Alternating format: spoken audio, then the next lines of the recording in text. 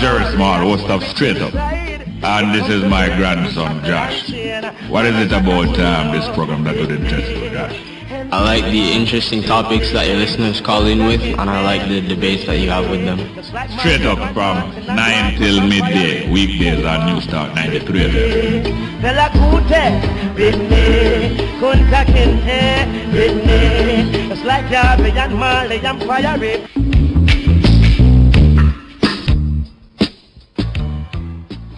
Morning to you, and welcome to Straight Up for this week. My name is Jerry Small. I'm the host of Straight Up, and we broadcast live here from the studios of News Talk 93 FM.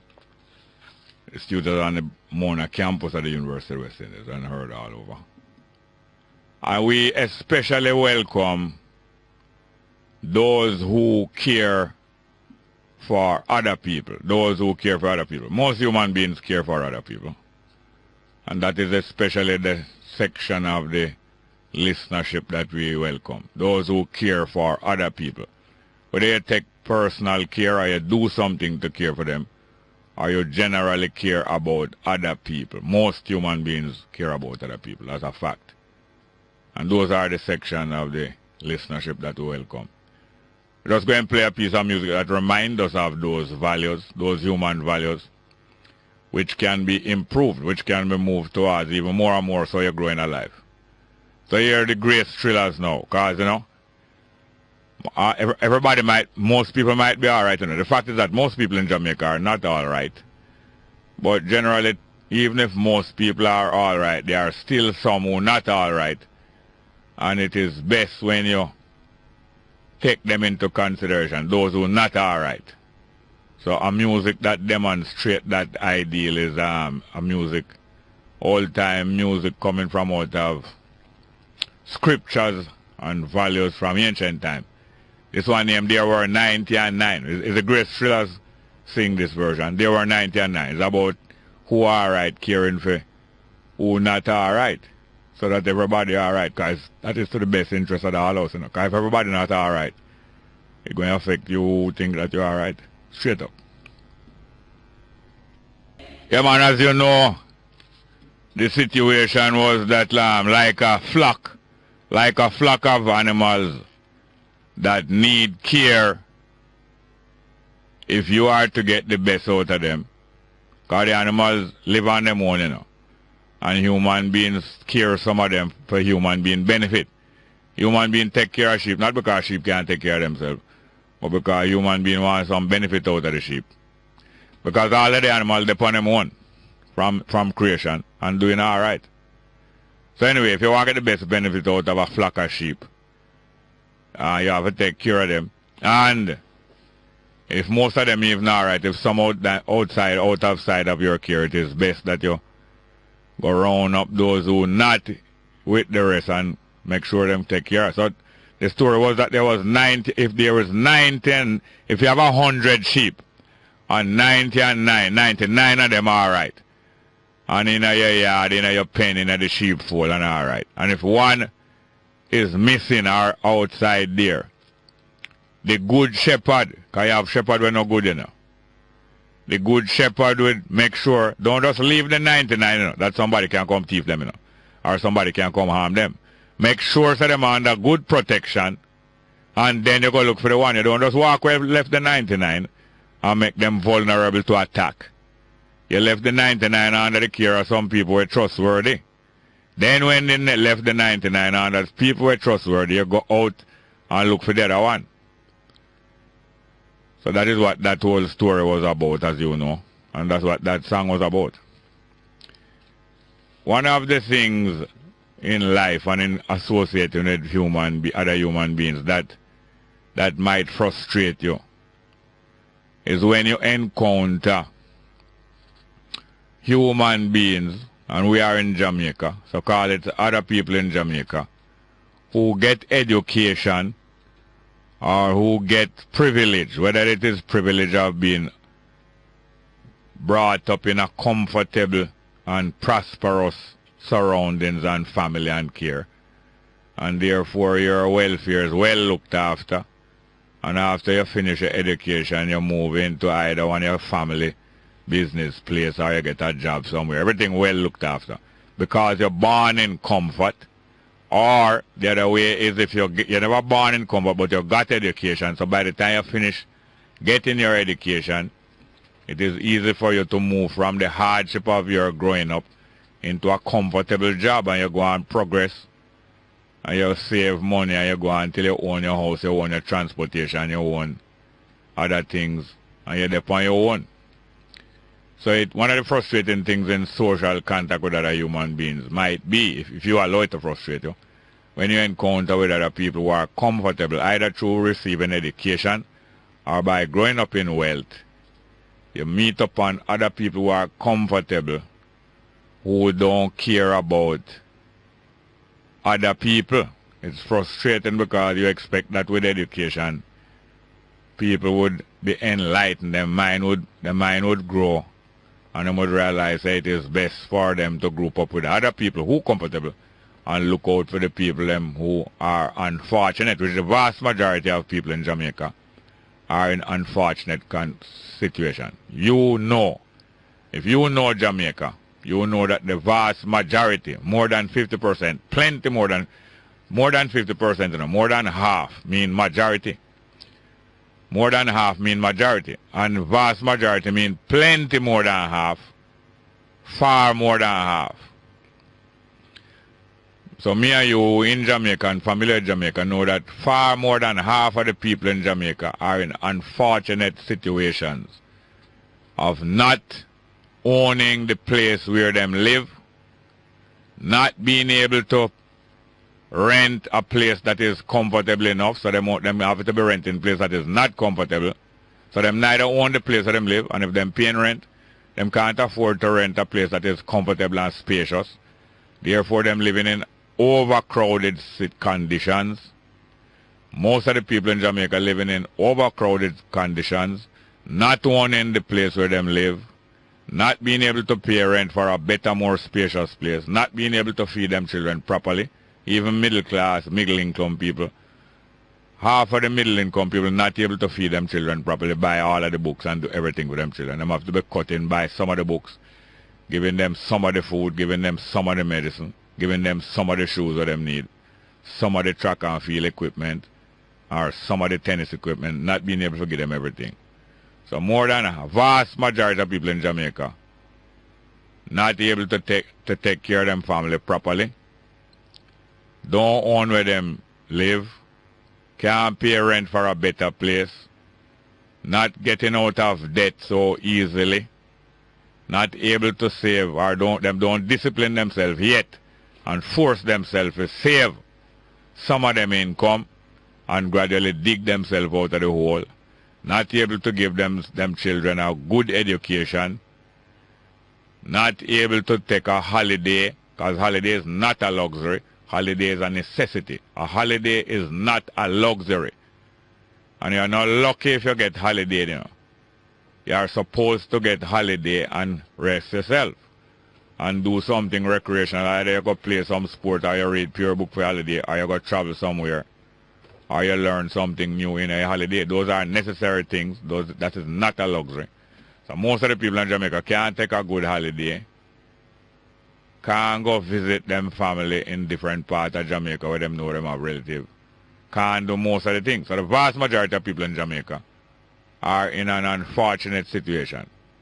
So it is disturbing to some of us when we associate and meet with people who are well educated, who are well comfortable, probably not through education but through family, all right. And when you take a start, they don't care about other people. Some might care about those who are members of them church, but nobody else. Some might care about members of people who went to school with them, or if I go JC, I care about JC old boy, but nobody else. Some may care about people who, if them buy racehorse, them care about the other people who are buy racehorse, but them no business with nobody else. You just care about the other people who like you, like you, but you don't care about the situation of the most of the people.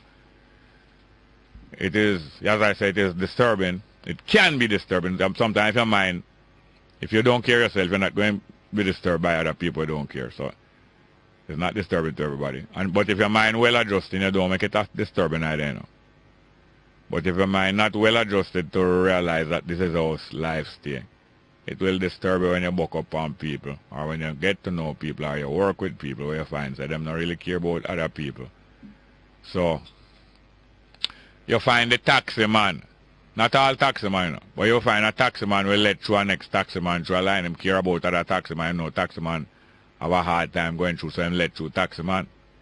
You will find, say, if a man have a Volvo, and him buck up in a traffic jam, and him see a next man in a Volvo or a lady, you will say, why me I let through the Volvo man, you know? And you find, say, SUV man will let through SUV man, because him say, it's a good, clean, decent people, eh? And no bugo yaga that man. And that, not everybody says so, but you find these little tendencies. People mostly care about people like themselves. And themselves and above.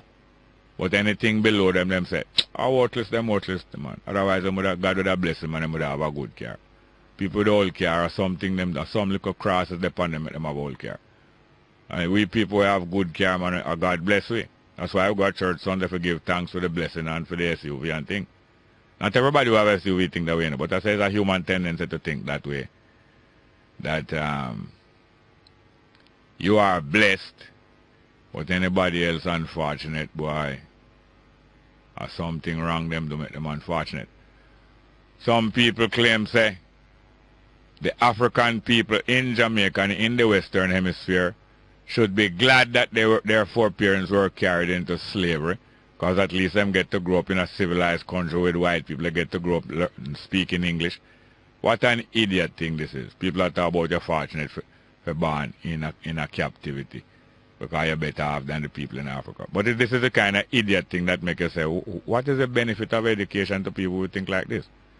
But you have to adjust yourself and don't make this frustrate you when you see people who are comfortable don't care about the rest of people. So, if you find yourself caring about people, most human beings do care about other people. You know? That's the great thing about life. Most human beings do care about other people. So, if you find yourself care about other people, although you are right, well, that alone is supposed to make you happy in life. Because you know, say, you're comfortable with you have a right to and a reason to be comfortable with yourself.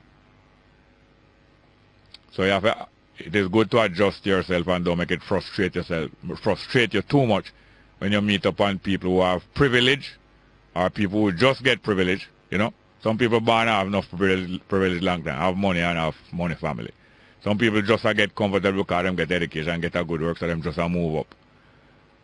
But, and a lot of people who just move up, they're so glad to move up in a society that they take side with the so-called high society people and is against. Them agree with everything that is against the mass of the people, because them say the mass of the people worthless. But it's lucky, it's good make them escape out of the mass of the people. No? Them just escape out of the mass of the people.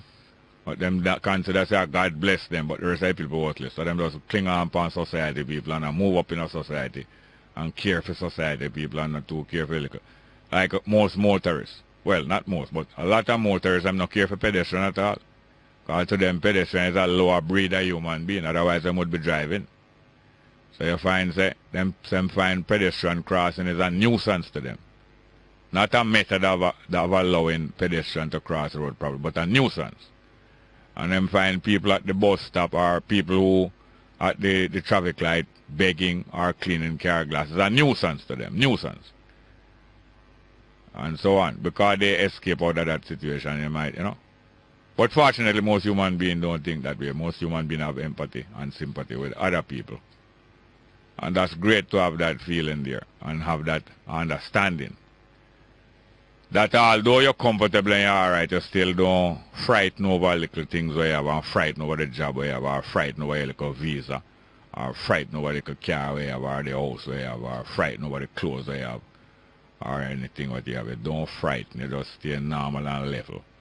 And regard everybody else as your equal and your family, whether you know them or not, whether them is the same race as you are not. Well, we have very interesting topics to talk about. You will bring up some of them. And I have a very interesting guest this morning. Let's play one little piece of music. This is from Fred Locks. It is referring to a certain set of people. But it's how we have to strengthen ourselves and don't allow ourselves to be used by any other group of people against our own people. Here Fred Locke says, so just say. So just say. So just say. Fred Locke. So just say, Rasta don't work for no CIA. Please, so just say, according to your word. Yes, so as Fred Locke is encouraged him Rastafari, brethren and sisters, say, just say, we not for work for no CIA, nor no KGB, nor no other people outside of it. And you not for work against your own people. But that's how we say. But although we say so, you still have people who claim that them is of we, who do them works there. So just say so and we say so, but I just we say so, and I just say so, but them choose to work for agencies and enemies of the people against the people under disguise. But that is a part of life. So you get used to those things and you understand that this is why you must just settle yourself more time, keep quiet and observe even yourself, and you get to learn a lot of things. Just keeping quiet and observing everything around you and observing inside of yourself. You learn a lot of things and you find so you are put on the alert about a lot of things, a lot of developments. You get to understand something. Even before it finishes up, you start to understand it. Because there's a lot of disguise going on, and the disguise won't take you by surprise so much when you keep yourself quiet sometime and just pay attention. All you're doing is paying attention. You're not doing nothing. You're not talk, you're not do nothing. You just have to pay attention to yourself and to everything around you and to developments. And so therefore now, you will not be able to be infiltrated by other things that is not of your will so easily. So practicing to keep yourself quiet and paying attention is one of the greatest practice where you can do. And then now that put you upon your guard. And you're well guarded and you put you in the position for guard other people. More than when you're not aware of what's going on and you just have a lot of enthusiasm. But you're not having a lot of awareness. So just say, and so we say, we not work for no CIA, we will not allow it. But it will happen, do you know? But we're not going to allow it. But it will happen by other people. But you will be aware of it. And you will be happy, you won't be in fear, you won't be living in fear and suspicion. Let's go for a break, straight up.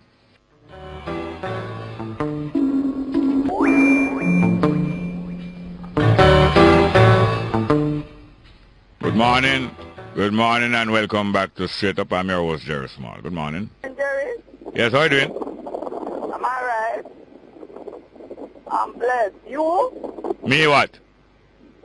I said, how are you doing? You know that I'm doing all right. No, you're not doing all right. I feel like more like you're blessed. No, don't tell me what to say.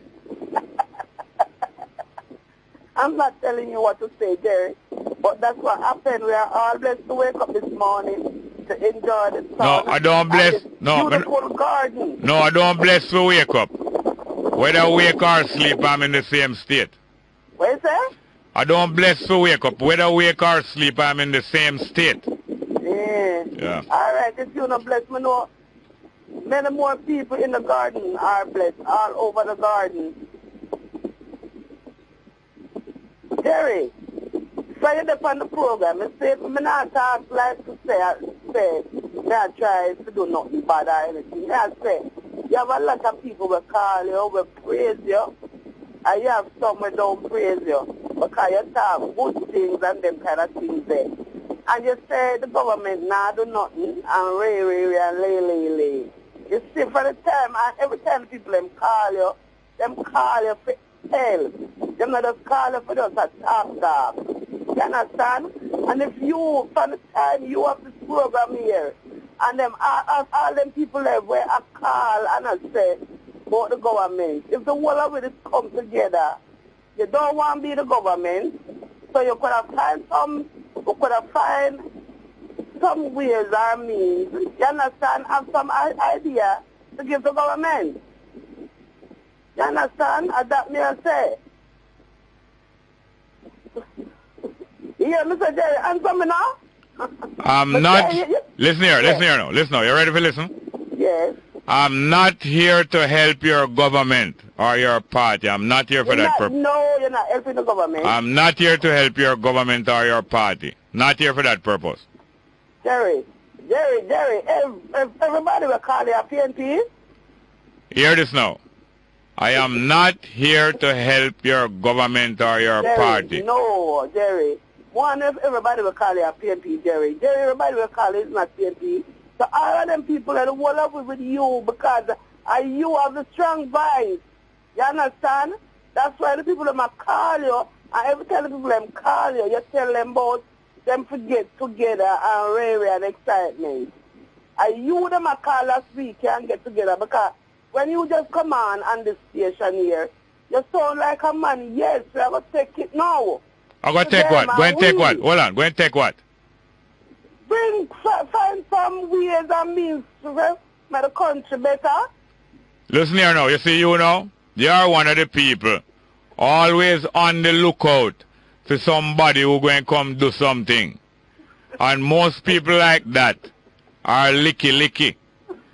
But the good people are... No, you allow me. When you are talking... When you talking, listen here, when you talking, I allow you to talk. Don't try to cut into when I talking.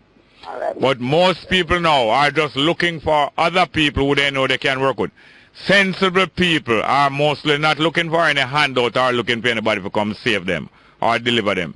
Sensible people are looking for other people with whom they can work and cooperate. But some people are... That's your question now. No, why are you trying to cut? Why are you trying to cut me when I talking and I allow you to finish when you're talking? Jerry, my credit. Go on. Jerry, my credit, I said. Go on. Jerry, when the people them call you at daytime, what them call you for? Go on speaking. Why answer me that question? When them call you at daytime, them call you for those chat, them something there. Them call you for help. You understand me I say? Look here now. Hey, hello.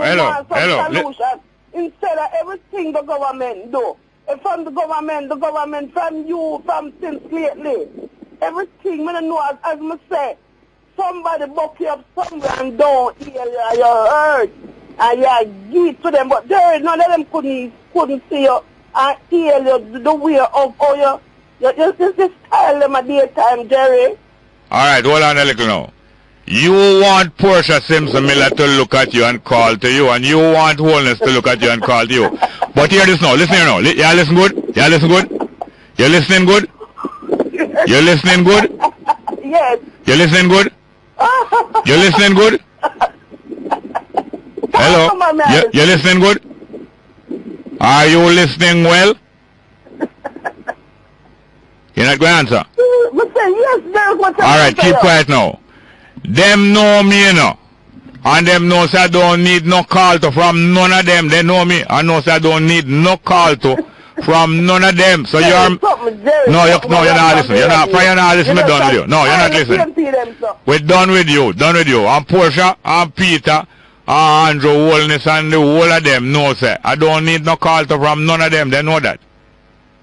So you're turning yourself a fool because them know say I don't need no call to from none of them. None.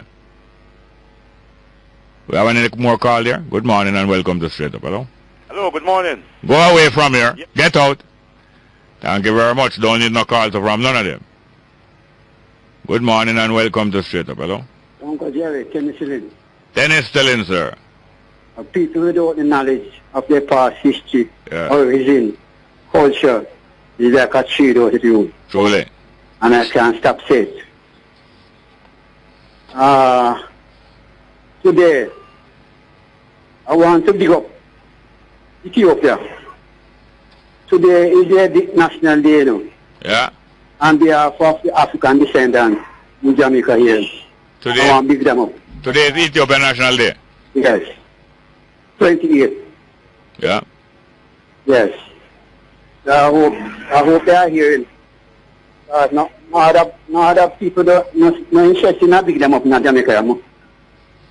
You are the only person in Jamaica interested in picking them up. No. I didn't say that. Who is no other people? I mean. I mean, the people in government. Oh. Yeah. So, Bongo, Jerry, you are you still saying Marcus Garvey was a Roman Catholic? If I'm still saying so? Yes. The fact remains. I don't say so, but the fact remains. This fact, I took you. I personally took information to your office to give you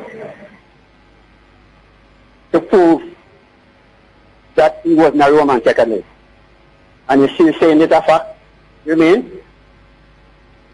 Go ahead. What more can I do? Go ahead. Go and talk. Yes, brethren. So we are on the roll call, and you have been talked about, you have been praised, but I have one little challenge I have with you. Is you distorted some of the history about Selassie. Like what? When you say that he was he come off the throne and go back on the throne, yeah, you know, there's something wrong about that. Something wrong about that. So I try to play it, but it's not going down good with you because you know you have your ulterior motives, you know. So what can I do? And what is my ulterior motive? Your ulterior motive is that he's God Almighty. You ever hear me say that? No, I never hear you say that, but you give me the impression. What I said that gave you that impression? The way you distort the facts about what happened to Selassie when he was overthrown by Italian. Yes, that gave me the impression what you said. Yeah. You distort the facts. Yeah. That gave me the impression. All right, good day. If I beg to I beg for your forgiveness if what I said about you and Selassie is wrong. I beg you for No, man, you don't have to beg me for forgiveness. Because I don't carry feelings. You don't have to beg for forgiveness. I don't carry feelings. Oh. Well, I didn't see that as feeling, you know, but you said... No, it's no offense. What you say is no offense. Okay, my brother. Thank you very much. Good morning and welcome to Straight Up. Hello? Good morning and welcome to Straight Up. Hello? Good morning, Brother Jerry. Welcome. Couple of things. Yes, sir. I just want to say, you took to Jamaica, the first step they have to do, you know, is to remove the Governor General. Yes. Then now, with regard to the people who want to go to Africa, Yes. the African Union and all of the different African states, they have to follow the suit of Emperor Haile Selassie, you know, and grant some land in every African state for the people who want to return. Yeah, that would be good. Then now, for us to get like reparations and things. Reparations mean repairing of the breach, you know. Yes, sir. The breach was against Africa. Yes, sir. So now, even these Caribbean countries with CARICOM and thing, which petitioning for reparations, they have to go and deal with the African countries and make a united effort towards the people who enslave us African people. That is being done. With connections with CARICOM and African Union. Yes, sir. Well, I'm glad to hear that, sir. Then now, the final thing I want to talk about. This is the transportation of our people back to Africa. Yes. It's either now by plane or by ship. Yes. Now, African countries, majority of them have their own African airlines. Yes. Ethiopian have airlines, South Africa, Nigeria, Ghana, and you name it. Majority of African countries have their own airlines. So we now have to look to British Airways, American Airlines to carry away women. All right, let's go for a break. Hold on. Let's go for a break and come back.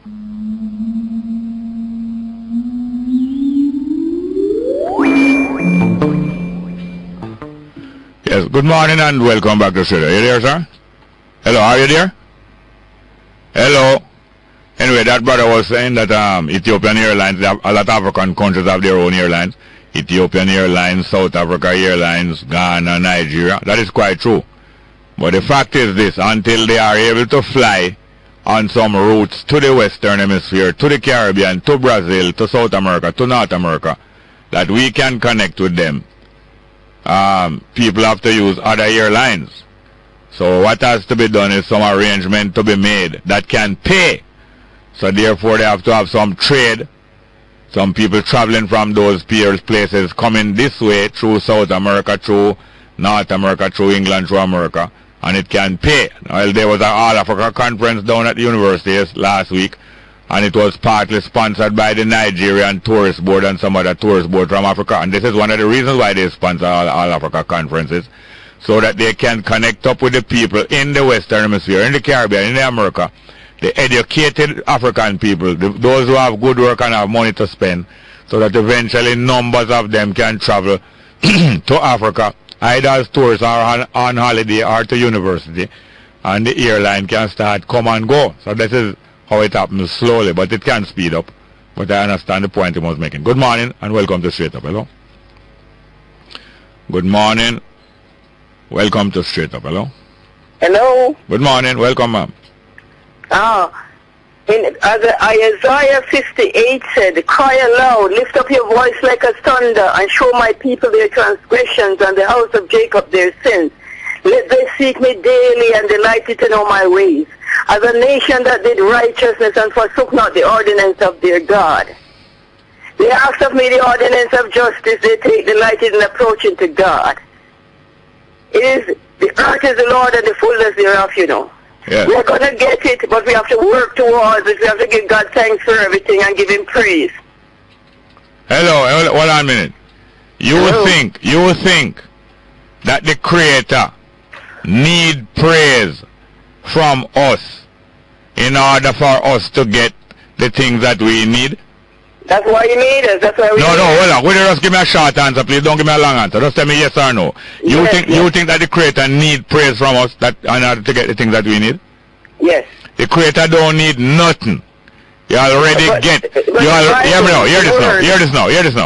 We already get all of the things that we. Listen here. Have to work towards. Would you allow me, please? We already get all of the things that we need, and anything that we don't get yet is on the way. The Creator don't need nothing. The Creator don't need you to bow down and talk nothing or talk no pretty talk to get nothing. People misunderstand creation very much. You think you're going to get the land if you don't give him thanks for it ahead of time? Him? Which him that? Huh? Which him you talk about? Father God, of course. So the Creator is male. Well, whether female or male. No, you're not even sure. Hold on. One thing at a time. Hold on. Hello. So you're not sure if the Creator is male or female? He's the maker. The earth is the Lord. Don't go around. I don't want you to go around the corner. There is. Don't go around the corner. Of everything, or she. Hello. Don't bother go around the corner. I'm asking if you are not sure whether the Creator is female or male. Just answer yes or no. No, I'm not really sure. Okay. I didn't see. I'm glad. He didn't say directly what he is. Then if the Creator never tell you whether the Creator is male or female, why you have to be referring to a male? You know you're a joker at times. I am a joker. I enjoy life and I laugh, but it's not joker making. Hear me now. Listen here. Hear me now. A lot of people put a lot of words. Would you allow me a little? Okay. People put their words and their thought into an imaginary mouth that they think is the Creator mouth. Okay. A lot of imaginary, and people wake up and dream things. Good things, they don't talk good things, but them still attach upon it, say, "Thus said the Lord." And sometimes somebody get some good thought, them say, "The Lord says so." So who is it else if it's good? Listen here now. Does Satan give anything good? Listen here now. You know where Satan is. Where is Satan? In the heart of men. Yes, not in the mind. The only place that devil exists is in man or woman mind. Right. Nowhere else. Nowhere else. That's a fact. Nowhere else. That is why the And listen here now. mouth is so crucial. Yes, and the Jamaica have to stop cursing themselves and cursing the land. Yes, anyway. Creation and life no need nothing from you. No need nothing from you. People love to think of the In creator. California, they having revival in prison because they gave God thanks and praise for finding him there. I couldn't care less about. In the prison, they're having revival. I couldn't care less about what's happening in California prison. Yeah, but then we are still one. We are still one. Jamaica, we need it in Jamaica more than anywhere else in the world. Prayer. Yeah, do we? We're blessed. Okay. We're extra blessed, you know. Okay, do we And we need? have to- Okay, do we need to have an American accent? Do we need to have an accent? Yeah. No, not really. Why? Oh, but it helps. What the accent have to do with it? I'm You speak in tongues. asking if an American accent helps. Why? I'm asking. No, It doesn't help. no. Do An we- accent does not help. God knows all the languages. Exactly. Do we need to have an American visa? Yes. Oh, I see. You can't go there without it. Oh, and America is heaven. No, Oh, of course not. then why we need to have an American visa? Well, you try and go there without it. Then who was trying to go there? I mean, you cannot go there without having one. But who was planning to go there? A lot of people. I don't care what a lot of people planning to do. I'm talking to you. Me and you talking. Okay, you don't want to go there. Want? Do you want to go there? Would you like to go there? No, listen here now. The earth is the Lord and the fullness thereof. That's a fact. Yes. By the way, when are you going to invite me on the station? I need to see people. You can come on there. You can come on there this week. This week? Yeah, come up here Thursday. Okay, I'll be there. And you don't need any visa. And you don't need to pray. Listen here now. Next thing, you don't need to praise me up or give me anything. Then of course not. I Okay. got nothing to give you more than the word. I No. got the word and it's free, and it's just the blessings. No, yes. Anyway, you can come Thursday. I will. I'm a God bless. Thank you. Thanks. Bye-bye. Thank you very much. Good morning and welcome to Straight Up, hello. Good morning. Hello, good morning. Yes, welcome. Morning, Mr. Small. Yes, sir, welcome. Good. Mr. Small, Yes, sir. you see, a part of the reparation and repatriation thing, Yeah. was saying that the Ethiopian airline or the African airlines, them not a passage to come to Jamaica. No, passage, what I mean passage? They can't, they don't fly to Jamaica on route. And you know why they don't fly to Jamaica? Yes, sir, I was going to say to you, sir. Okay, go ahead.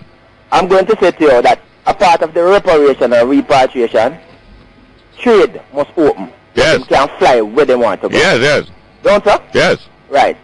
I want to say more, but hear me. I did ask about a music where 12 Tribe used to play. The Royal Rascals. Yeah, what name? In my house, there's a picture. It's my Picture on the wall. Beautiful. Alright, listen. If you can't play that, play the F2 Fight It Hard. Because we are fight it. On top. You know the album On Top? Yeah, man. Well, F2 have a tune. You're going to fight it hard till you reach the top. You know the tune? Yes, man. Give praises, I. Thank you very much. Rastafari. We have a call there. Good morning and welcome to Straight Up, hello. Good morning, welcome, Straight Up, hello. Not there? Alright, well, hear this now. I am completely against anybody firing no gunshot on no bus or trying to damage no JUTC bus in any way or trying to intimidate the crew or the ownership. Well, the ownership is the Republic of Jamaica, or the management or the crew or the passengers of JUTC bus. Completely against any form of gangsterism, any form of crime, any form of assault against any other human being. I'm against it. The fact remains that the JUTC and the ministers concerned and some of the police are carrying out a brutal campaign against some of the transport operators that they're trying to beat down and beat out of business. A brutal campaign. And they are ruthless. The managers of the JUTC, the ministers concerned, and some of the police who are cooperating with them are completely ruthless and brutal. A brutal campaign. Brutal campaign. and them going to pay for it. I'm not talking about pay for it with violence, you know, because we don't know violence at all. Them going to pay for it because they will be exposed in time. But I see Hugh Wildman, the lawyer, has taken up the case of the transport operators, and he's going to enter 3 pleas, different plea. A plea, you know, you enter and request from the judicial system for some justice. He's going to enter 3 pleas against the Transport Authority and the JUTC and elements of the police force that is carrying out the wishes of the government and the JUTC. It's a police state they're trying to prepare us to be ruled by. The government, this government and this administration is trying to prepare the conditions for a police state where they make laws by the day and police carry them out illegally by day and night and beat down the people of Jamaica, and them supporters stay in control of Jamaica along with China for the next 100 years or 1,000 years. It's a police state them trying to inflict on the people of Jamaica. Beware of them, this government here, using the police, and some of the police are aware of it, you know, that they're using the police to administer a police state against the people of Jamaica. Now we have some of the JU, you have some of the bus operators, you know, and some of the taximen operate wicked, not in the interest of the public. Operate wicked and drive wicked and do everything them do wicked. Some of them. Me's against them completely. Those wicked bus driver and bus crew, and some of the wicked taximen them will drive and operate in a wicked way. But the majority of them is good. The majority of the bus operators them is alright, and the majority of the taximen. But you have some wicked one, just as bad as the government and just as bad as the police state with them trying to use against them. Some of them wicked. Them wicked in a traffic, them wicked against you. Even you, the passenger, them wicked against you, only using you. Sometimes them stop in the middle road for pick you up. You think I love them, love you? Stop in the middle road, stop all traffic behind them, and crossing across the street. You think I love them, love you? It's only your money them concerned with. Some of them wicked, they only use you. So some of them is wicked as a government, but they're talking about the government now using the police and the transport authority and all of them to institute a police state in Jamaica. Is it going to bring them down? Along with other things like Pinnacle. Go and bring them down.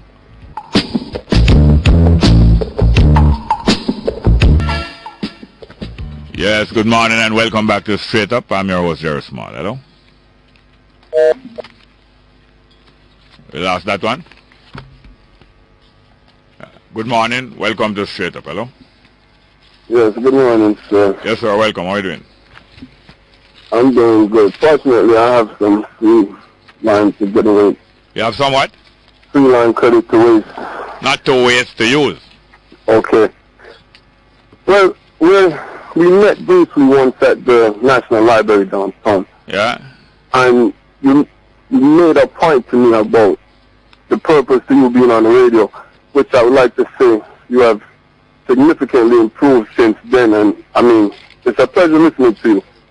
But the last words you just said before you went to break kind of encouraged me to call as I try to stay off the air. Yeah. You were speaking to the fact of Pinnacle, police, country, and understanding your purpose on the radio, because everything that's publicized has to have a reason. I just want the people of Jamaica to understand that it's not everything that they, as even millions, can change. And while you sit on the radio and talk about it because it sounds wild, when we're in the streets dying, and 10, 20, 30, 40 years later, and there's still some hypocritic system, nobody remembers those that's dead. And the very few that do. Anyway, I'm just asking you to just, try to provoke the thought in more progressive and positive manner, please. Hold on a minute, please. Hello? Hello? Are you there? Yes, sir. You want me to use the time to provoke more progressive thoughts, right? No, not more progressive, but more progressive ways of doing it. More progressive ways of doing things than what? Than and provoking the thoughts of people to do irrational activities that might not. Yeah, irrational. Hold on. Irrational activities like what? For the instance you made a reference, I've heard for the first time, was somebody shooting at buses to endanger or whatever. I didn't even get into the details, but those types of behaviors are too norm in our society, just like the burning down of many buildings and homes and these ways of government. Hello? This is not the right way to fight the government. Hold on a minute. You can't keep doing. Okay, hold on a minute, please. What did I say about the shooting into buses? Well, you might have been talking it down. No, hold on. Going to church and hear the pastor talk about Vibes Cartel. I don't go to church to hear that Vibes Cartel is this or that. And the pastor would talk about that. Hold on a minute, you please. Understand? Hold on a minute, please. I asked you something a while ago. You have not answered it. What did I say about the shooting into buses? That you don't promote it or some word of the nature? And you are saying that I should not have said that?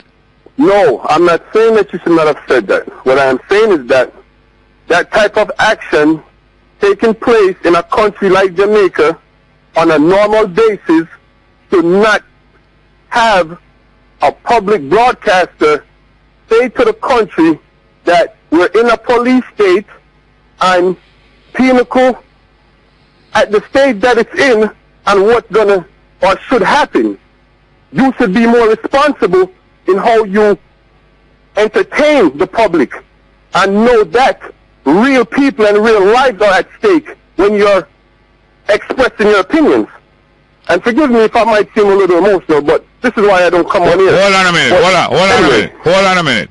I was just going to say to you when you gave me a chance to talk, like when you finished talking there, I was going to say to you, I was going to ask if you are excited, because it sounds to me like you are excitable and you are. No, I'm tired of going to funerals and seeing so many of my friends die, and you people talk about it like it's entertainment because you feel this will give you ratings or give you attention.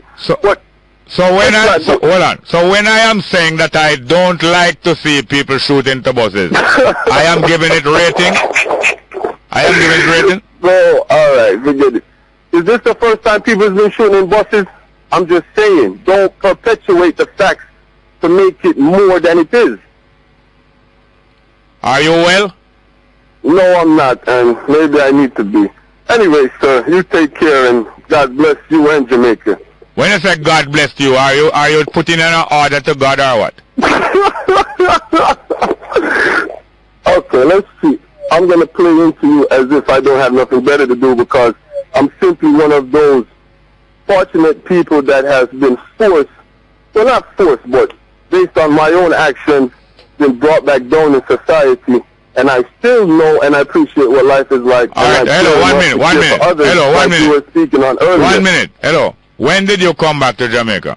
We're not going to make this personal. I'm not seeking attention, but... I'm asking you, when did you come back to Jamaica?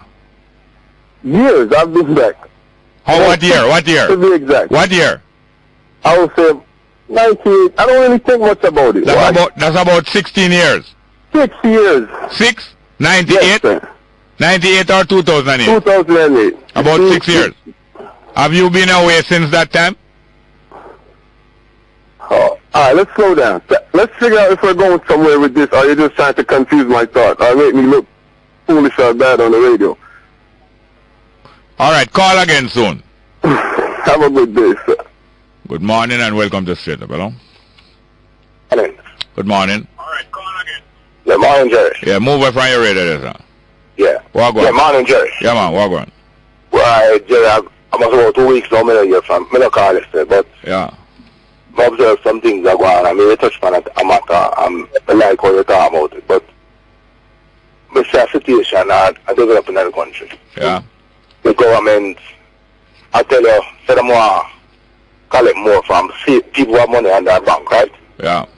And also, I realize that them look on the bus man them and the taxi man them and tell them, say, right now, the money them you don't used to get off certain roads.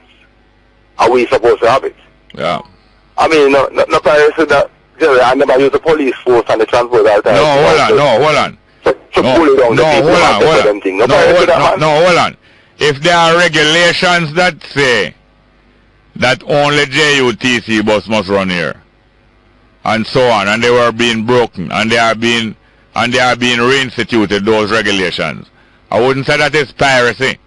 But the fact is this, that there's a brutal campaign that them is carrying out, mainly to gather in money, not because they like law and order. They do not love any law and order because they are the most lawless. The administration, this government and this administration, is the most lawless regime in the history of Jamaica. So it's not law and order them love. So if you're going to reinstitute certain things because you want orderliness and you want everything, I am with that. But it is not their motive.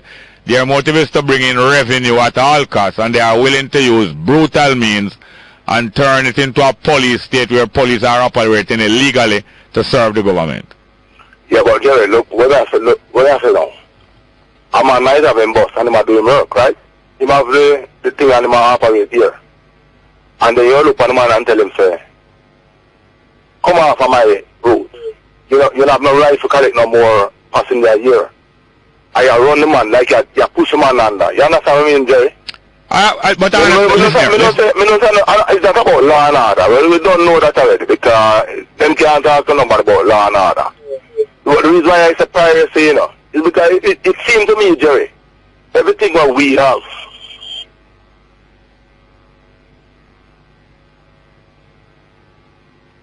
I think, I don't know, something wrong with that call. But what I want him to pay attention to is that civilizations have to run by agreement. Civilization have to run by agreement. So you have to have agreement about all different regulation of life. That's what government's supposed to be, you know, about the different regulations of life that is necessary for a civilization to run.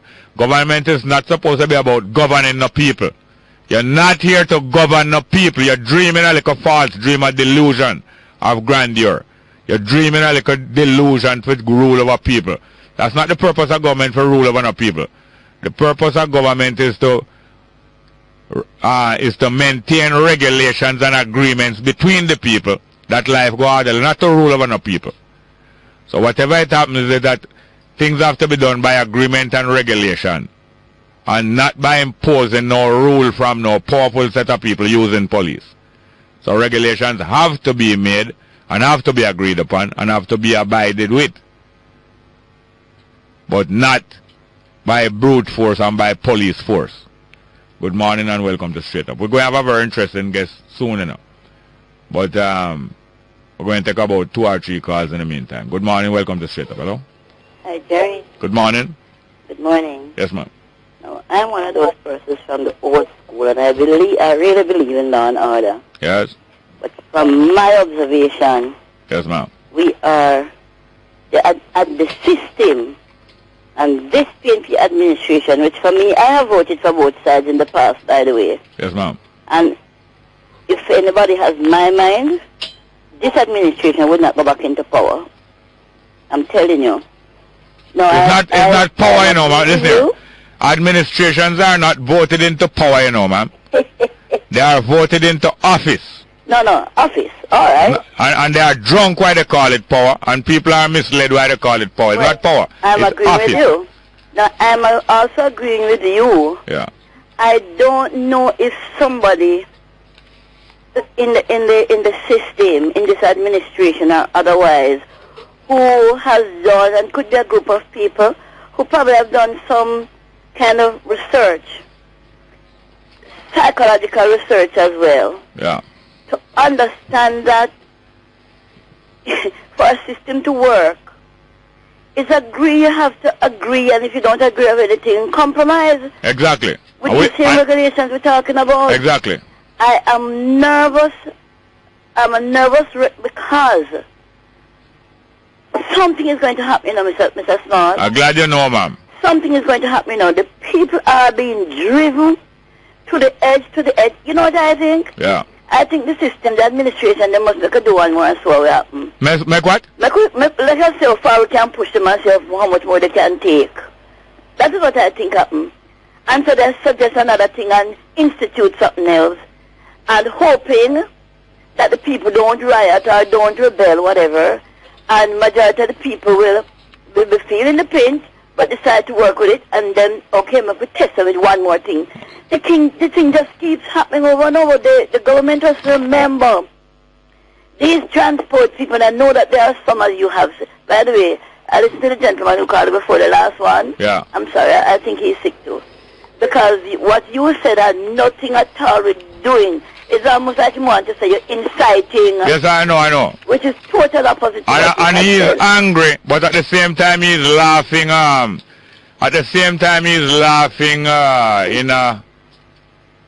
In a very inappropriate kind of way. So you know that he's in two minds. But he's very useful. He's available for people to use him.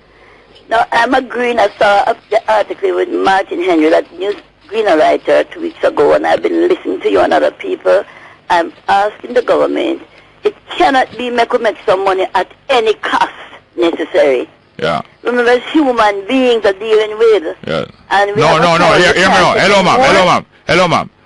When you are saying these things, are you saying these things to them to remind them of these things? Then it's almost reminded. No, well, I just want to keep it simple. Of course. No, don't waste your time, ma'am. Why? You're wasting your time urging them. You're just wasting your time. You're just doing it through emotion. You just want to satisfy yourself emotionally. But I just cannot imagine that people with sense, people who understand the history of this country, would really, and people who understand where the job situation is at this time. Remember, many of these people, you know, they became redundant, they invest into... 1 minute, ma'am, 1 minute. The business. 1 minute. You don't know of autocratic government before? It is sad, yes. No, just tell me yes, yes, you don't know about, then how you getting emotional when you see some people who don't care what nobody wants to say? Why is the first ever say that? I guess it's frustrating. It's not the first, but it's getting worse. No. What happens is that you are at your wit's end, but you must calm yourself.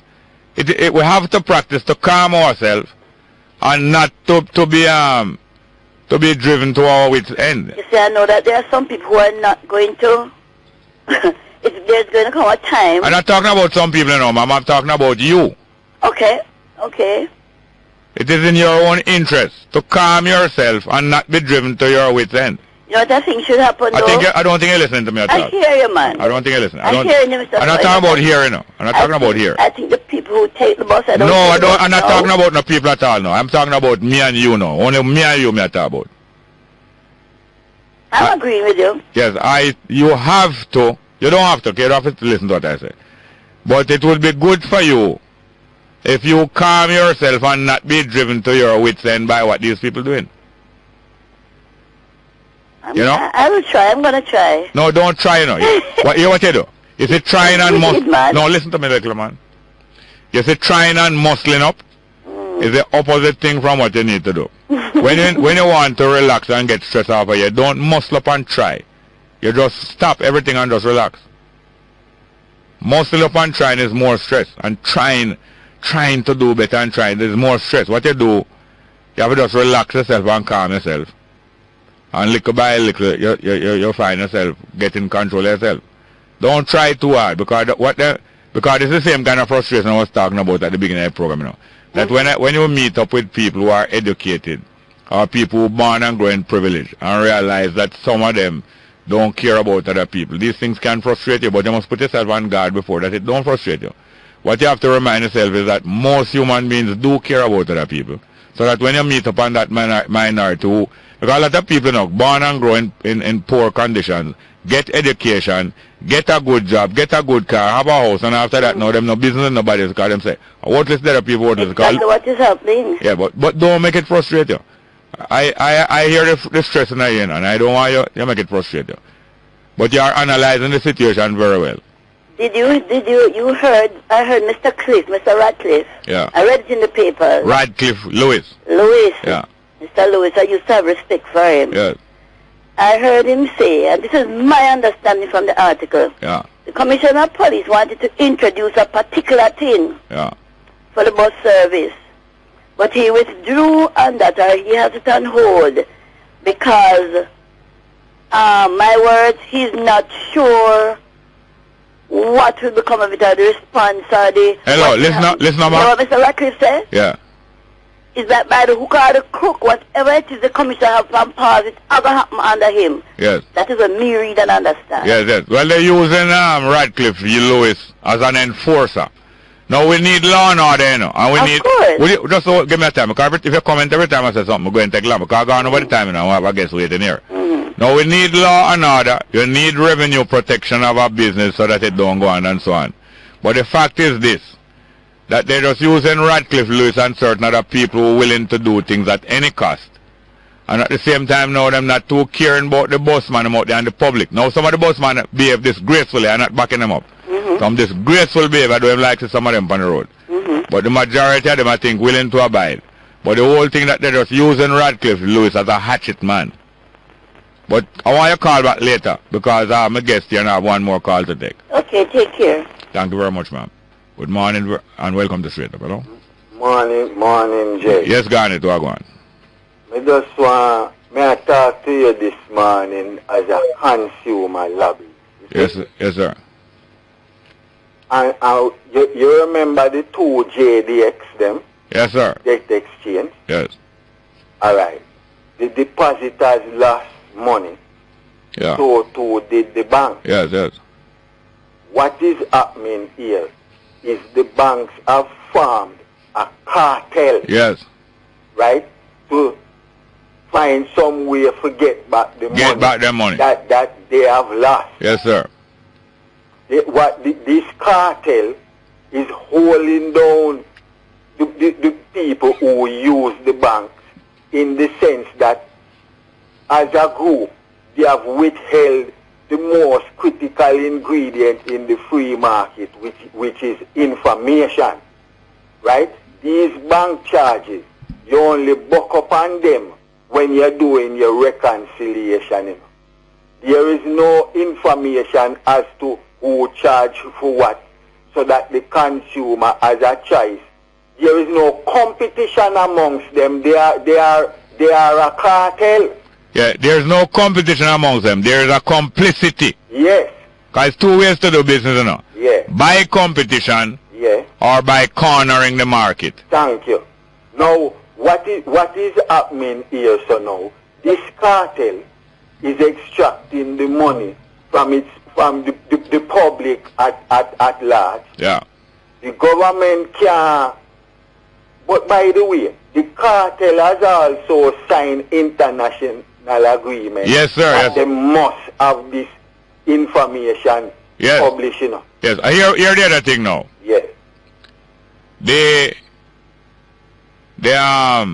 banks, you say the security, you say the insecurity in the country. Yeah. It is like the donship. Yeah. Scarce benefits is what people fight over in a political tribal society. Scarce. Yeah. Things that are scarce. Things that are good but they are scarce. Yeah. Benny mean good, you know. Yeah. And fit mean something we make. Something we make we good. Benefit. Yeah. Well, hear this now. Just like when the political tribalism start in the 40s, the scarce benefit was work. Yeah. So the PNP and the BITU, which was the JLP afterward, used to fight over work and farm work, ticket and work on the place, you see? After that now, so you had to be in a union to move up in the party, you know. So like man like all Tavares and Rosalian was not union people. So they found another way to move up in the party by giving out another scarce benefit. That scarce benefit was housing. So the first scarce benefit was work. The second scarce benefit was housing. Well, after that, now the bad man will work for the politician finds out what. If him can create a scarce benefit, he will become important. So he came together and he started to create another scarce benefit. Security. If you're not safe, safety is a scarce benefit. He will now provide you with safety. Yeah. So now, because the place is not safe enough, that's why you have to keep your money in the bank. Yeah. So that's how them back up the public, you know. Yeah, because they know, so if you draw your money out of your bank, listen now, if you draw the money out of your bank and keep it in your house, you're going to be unsafe. So you're going to keep your money in the bank. And the government and the bank them back you up because them know say no safe you keep your money in your bank, in your yard and in your pocket. Yeah, because I look like the scarce benefit gone up to now. Who is given the privilege to rape the consuming public? That are not scarce benefit, man. That a big man benefit. Scarce benefit, I think where little people grab for, you know. Scarce benefit, now a big man grab for. Scarce benefit is labor in the 40s, housing in the 60s, and security. Big man not short of security, no. Big man will fly go Miami. Big man never short of housing in the 60s, and never short of labor in the 40s. Scarce benefit with this thing where little people grab off. Not the big people. Big man benefit and a scarce benefit. A big benefit them there. Thank you. Thank you very much. I have a go for my guest and you will be so glad when you hear my guest and hear what I talk about. Straight up.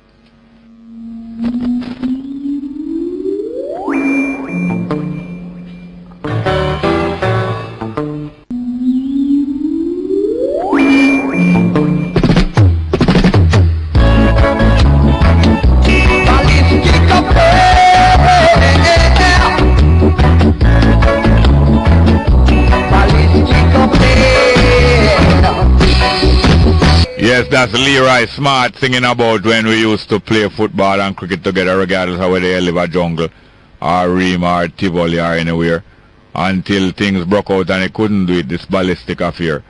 And it's a reason why I play that piece of music. That piece of music I think came out in 1976, one of the hotter years in the Balistic affair. And my guest today is Jimmy Masolomon, well-known contributor to this program and to many others, and even host of program himself. And it's a reason why I have him today. But let me ask him, Jimmy Masolomon, still chairman of Grace Kennedy and Staff and Community Development. Grace and Staff Community Development Foundation, yeah. Why I play this piece of music, considering what me and you went about? Well, I know why I played, Jerry, because 1976 was a hot year. I was in the middle of everything. Yeah. And one of the things is, out of that, by 1979, we saw that we couldn't go on in the inner city like that. So, Mr. Sam Richards, Honorable Cartel Alexander, and myself went about forming the Grace and Staff Community Development Foundation in a response to what was taking place in the streets. The ballistic affair that was taking place, it was killing. Yeah. It was killing off my customers. At that time, my office was at Marcus Garvey, where Sam Parts Cash and Carry is today. Yeah. And it was a Grace Cash and Carry. And let me just tell you, it was awful. That and coming up to the 1980 election was even worse. But you know that right by the 3 miles roundabout there, you have about 4 constituencies that end meet up right there. And it was a terrible situation, and you just couldn't see a lot of communities we talk about today weren't there then. People run them away from where they used to live. Yeah, right along Spanish Town Road, right along the Mandela Highway, straight to Spanish Town and beyond. Yeah. People had to be moving out of Kingston. Labor right had to be moving out of Kingston. PNP had to be moving out, and them go to Spanish Town on 2 sides of the highway. Right. Whether them gone up on the hillside, right. Whether them gone to Sufferer side, so them gone Central Village, them gone here, there, and everywhere. Right. Now hear this now. The other day, just a couple of days ago, I was giving credit to Bruce Golden that among the leading politicians in Jamaica, he is the only one who explicitly has come out comprehensively and condemn, not only condemn the garrison politics, but own that he was a vital part of it, but he wishes to help dismantle it. And he even explained his part in it in a simple way, and saying that he used to be associated with gunmen, and explain how he used to use them and so on. And he said that he has decided to use the rest of his political career to dismantle it. Now, in saying this, he was disparaged by the 2 main parties, because at the time he was heading a new party that showed a lot of promise. And he said it in the course of a leadership debate that emerged in the 1997 election. And as I was out to mention, I think I might have mentioned it, that the Chamber of Commerce and certain other interest groups had helped to bring this about. Unfortunately, now you are here to explain to us exactly how that leadership debate came about, because they did not want the third party or any other third party to participate in any national debate. The 2 parties have a cartel between them that although they are rivals, they will cooperate, or they have a tendency to cooperate to blank out any upcoming thing, because the third force among the people in every country in the world, the third force, which represents a greater mass of the people than any of the first two forces, is always feared by the establishment, the third force, as long as it's a good force, because the third force can be a bad force sometimes. Yeah, well, Jerry, let me just explain it, because this thing is not a result of any great planning. This is like the straw that breaks the camel's back. I remember 1996, I was the president of the Jamaica Chamber of Commerce. I went home, I reached home maybe after 7, sat to have my dinner, and as usual I sat in front of the TV. And the first 15 minutes of the news were just people who were being killed, people who were being shot. This 15 minutes of the news was that. Solid. And it just made me feel like I lost my appetite. I said, this cannot go on. And this is a state of emergency also? 76? No, this is 96. Oh, 96. 96. I gone back to way too far back. I gone back to Balistic affair, yes. Lee Rice, man. It's 96, of course. And I just decided right then and there that there has to be some way of making the people able to express whether they are in favor of politicians and gunmen cohabiting, or whether they are against it. So I drafted a simple petition, and we call it at the time, Make Your Mark Against Violence. And it went out there. I had the support of the chamber. I had the support, when we launched it, I had the support of some very notable people in Jamaican society. I had from Grace Kennedy, Mr. Rafael Diaz, and I had Mr. Orain supporting at the launch of this. I also had people like Mr. Morris Facey, Mr. Desmond Blades, and many other, the Masolomon family, and many others like that, who said, look, I mean, because this thing just cannot go on. It's not good for the country. It cannot be good for the society. And listen here now. Yeah, and it can't be good for business either. And you are displaying alarm. All of the other gentlemen there are displaying alarm. And the politicians are not displaying any alarm at the time. Yes, they had some alarm. So let me tell you the story as we go along. We launched it. We got 75,000 plus signatories and 130 organizations signed. So if you count in those people that have been represented in there by the organization, we have a lot of people there. I had discussions. They called me in, the two political parties, the two major political parties. Well, of course, there was no problem for the NDM to sign that, you know. Yeah. That was along the lines that they were saying. The two other parties called me in and eventually did sign. So they must have been aware that this was some kind of wave that was being mounted. Now, one of the outcomes of that in the following year, you could see, was that there was a political ombudsman appointed. But before I get there, let me tell you about the debate. Because I was walking on the road one day and I ran into my friend who was then the head of RJR Communications, the late Hugh Crosskill. He was a youngster to me at school. And as a result of that relationship, he always used to call me Capo. I guess that is because I was a school captain when he was in 3rd or 4th form. Yeah. And he called me Capo. JC. JC. He called me Capo. Capo, what happening? I said, Hugh, I have something to ask you advice on. I said, I'd like to push for a debate of the three leaders.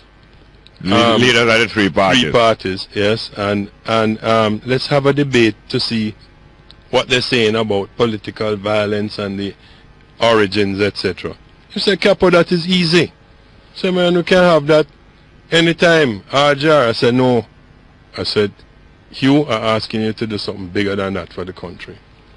So, Capo, what is it? I said, listen, Hugh, I'm asking you to blank every station, the 2 TV stations, the all radio stations, with a national debate. And said, boy, Capo, that is going to be a very much harder thing for In us other to words, bring when out. you're saying blank, you mean that every station must Carry have only that. hold on. Every station must be broadcasting the debate. That means no matter where you turn, you're going to be hearing the debate that night. That's what. Whether it's TV or radio. Anywhere you turn, you're going to be hearing the debate. That's it. And I said to him, that's what I'm asking you to do for me, Hugh. And he said, that's going to be tough. You know that within 2 weeks of that, Hugh came back to me and said, I have it arranged for you. And I think that people need to know of the efforts of people like the late Hugh Crosskill in terms of making that into a reality. This is how we have them, and they were broadcast on every television and every radio station simultaneously, live and direct to this nation. All right, well, we're going to go for a break and come back. Straight up.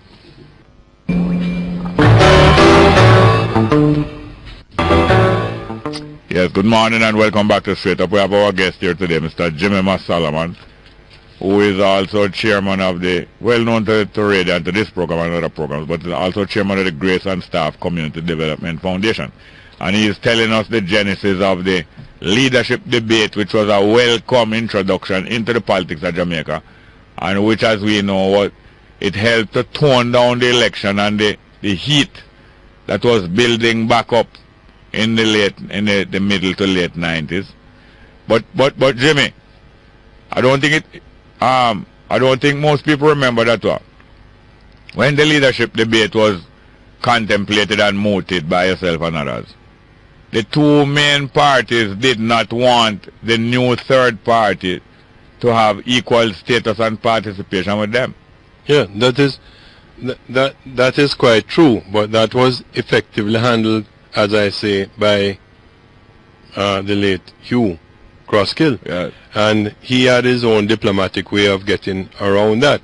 Now, it wouldn't have been for me to force myself, and that's why at that point when I asked Hugh to put on the debate, that I stepped back a little bit, because I don't want them to say, boy, this is a uptown kind of brown man business and he must belong to one party or the other, because, you know, that was a common belief and still is a common belief that if you are born in Jamaica and you're a Jamaican, you must belong to some political party. Yes, so, and owe allegiance to them. Yeah, and I thought that it was good. Hugh was well known as the head of RJR, and he was a well known broadcaster from before he became a manager. And I think that it was a more strategic plan to let Hugh make that happen, and it did happen. And I'm thankful that he was able to pull it off, because at least we gave people, and the petition, let's say 75,000 plus signatories, is equivalent to 4 constituencies, you know. Yeah. Total vote. So where you only vote in 50% of the constituencies, that's 8 constituencies of people willing to write their name on a piece of paper to say, well, we don't agree with this thing. And I believe it's a call that should have been heard long ago. And as you correctly said, the only person who came clean in that situation was Bruce Golding. And this is not the only person out of 3, you know. This is the only person out of more than 60, because not only the 60 people who are in Parliament at that time, but many generations of parliamentarians before and of people who are not in Parliament have been in the political leadership of Jamaica and been involved either closely or at arm's length with gang politics and benefiting from gang politics, benefiting even from using police to move ballot box and even police, because apart from the gangs, them used to use police bad, not the general force, but individual police. And out of the whole of those hundreds of prominent leaders between 1944 and at the time 1997, 50-something years, this is the only one who came out explicitly. I mean, even my brother came out before, and a couple others like him, and said, I don't approve of gun politics, I've never given a man a gun, I don't like it, and so on. But he needed to do more. My brother Usman, I give him credit for what he did, but him and others needed to do more. But Bruce is the only one who came full length explicitly Yes. And I haven't heard any more since that come that distance. One of the questions, Jerry, is that if you see there's no between right and wrong in a situation that is related to people's lives, there's no gray area. And a number of people... No in between. No in between. A number of people like Hugh, as you have mentioned, have come out and said it. What needs to perhaps be done is that there needs to be some kind of withdrawal. Other people have said it, and have left the country and gone to work for the IMF or gone to work for the IDB or those kind of organizations, and they leave us here in the pickle. And I think that there needs to be more than just the withdrawal and saying, boy, this is not wash your hands like Pilate. Yeah. Pilate washes his hands and say, boy, this is bad, but it's not me. That's it. I give the people a choice. Yeah. Yes. And say who you want. Yeah. And say to the people, who you want? Do you want this man? Barabbas. See your king here. Right. And when them reject them, say it's not me, it's them. Right. But as you said, that's not enough. That's not it. It's not enough, Jerry, because to leave it alone sets yourself up for people doing acts of violence and things that are in defense of themselves and also in defense of their communities, and that's how. Why you're going right where I'm going. You see, Jerry. Then we have places sealed off. We no longer owned by families. Not only by owned by families or gangs. And generations of families. Yes, and generations of gangs here. And when you used to think about man is here now, want rule place because I'm grandfather did rule it. That's it. And by the gun and by the money. That's it. And one of the things is that nobody in the communities have an address. Nobody knows to tell you that my address is such and such a road in Jonestown, which when you and I were born, Jerry, was a lovely residential area. Community. Yeah. One of the things is, Jerry, we have to get back to the point where we give people some amount of respect. I hate that somebody tells me, where is my address? Yes. And they're unable to say, I live at number 4 Charles Street. Yes. I don't want to hear, I'm living in Lizard Town. Yeah. I'm living in Zimbabwe. Yeah. I'm living in some other name. That is owned by some. Or a Gaza or a Gully. Yeah. No, I'm glad when you say come to Gaza. Because the commissioner said something which is well known by many people. And the commissioner, maybe it was out of turn or he wasn't the one to say it. But it is well known by many people. The commissioner said that the Gaza empire or the gang approximate to the Gaza empire is responsible for the violent death of over 100 people. And there was a lot of appalled reaction, and there was a lot of agreement and even applause that this was stated. Then if Vibes Cartel gang is responsible for the death over the last maybe 12 years of more than 100 people, is it why do we not point out that the PNP gangs connected to the PNP, not directed by them, but connected to them, and from whose activity they benefit and from whose domination of years they benefit, and gangs connected to the JLP, how many thousands of deaths they have been responsible for over the last 50 plus years in Jamaica. Because if Vibes Cartel Gaza Empire can be responsible for the death of more than 100 people, certainly the gangs connected to the JLP and PNP each is responsible for the death of thousands of people over the last 50 years. Well, I think, Jerry, it's a fair extrapolation to go there. Now, what has happened is that if you're a blind loyalist to a political party, or you're a blind loyalist to any kind of other cult, whether that be political, religious, or whatever, and you're not willing to break with the norms, then you have a serious problem. If you are in a fanatical religious cult and you don't accept religious tolerance, therefore we're going to have, rather than the Gully and Gaza, we're going to have Palestinians or Muslim versus Christian. Yes, yes. And Christian versus let Christian. me say this exactly. Let me say this exactly. Yeah. It became fashionable. It started becoming fashionable in the 70s for people to be describing themselves, both in entertainment and in the underworld and in the communities, for individuals to be described by other people and to be describing themselves as bad Rasta. Mm-hmm. Now, how can somebody describe themselves as a bad Christian, a bad Jehovah Witness, or a bad Adventist? The two things are contradictory. Yes. Because Jehovah Witness or Christian supposed to be people striving towards good. Yes. Kiwan is supposed to be people striving towards good. That's right. Rastafari is supposed to be people, just like how any other idealistic group supposed to be people striving towards good. And yet you have people start describing themselves as bad Rastas. So from them time, me have to detest them thing and look out and say do two things. Because you have a lot of people amongst Rastafari, you know, since them time, who start proclaiming themselves as bad man, and who start bully other people, and who some of them even being used by political forces to kill other people. Jared, and we will not put up with the abuse of this name. No, the precedent is there, you know. Organizations have declared themselves to be bad man, you know. Yes, yes. One of those is the mafia. Yes, sir. But I see Yes. MP and Minister of Government boasting on public media that him is gangster for life. And his boss said nothing about that because they all employ gangsters.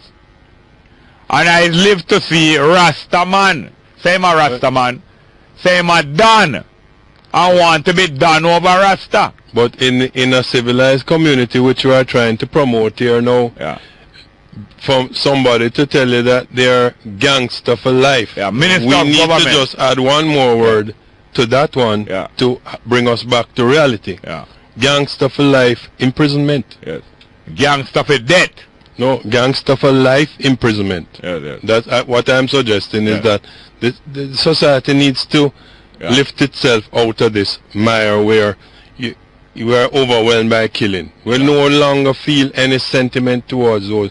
2 Sundays ago, I buried a 16-year-old young lady, and she was buried because she had been put in a wheelchair by a gunman, stray bullet, trying to kill somebody else running down the street, and she was innocent. And believe me, it hurt me, Jerry. This is why I'm back on the track talking about this again with you. Well, thank you very much for having been here. I'm sure that you will bring some more understanding, because people must hear from one voice alone, and furthermore, you were there and involved. I wasn't there. And there's many of us. I tell them all the while, there's tens of thousands. And we must remember Hugh Croskill. Well, thank you very much for that. Thank you. Thanks again to my guest, Jimmy Masolomon. Straight up.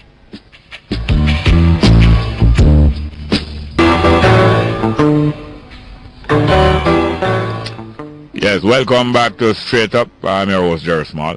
We have some calls here. Please tell that caller we have to give us about 8 minutes. Take that number, please. We need about 8 minutes, or ask them to call back, because we have to play some of our music here.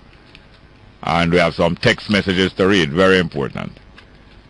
Yes, in keeping with the understanding that we got from Jimmy Masolomon a while ago about, you know, the workings of certain movements towards peace and towards less violence that has taken place behind the scenes, like in 1997.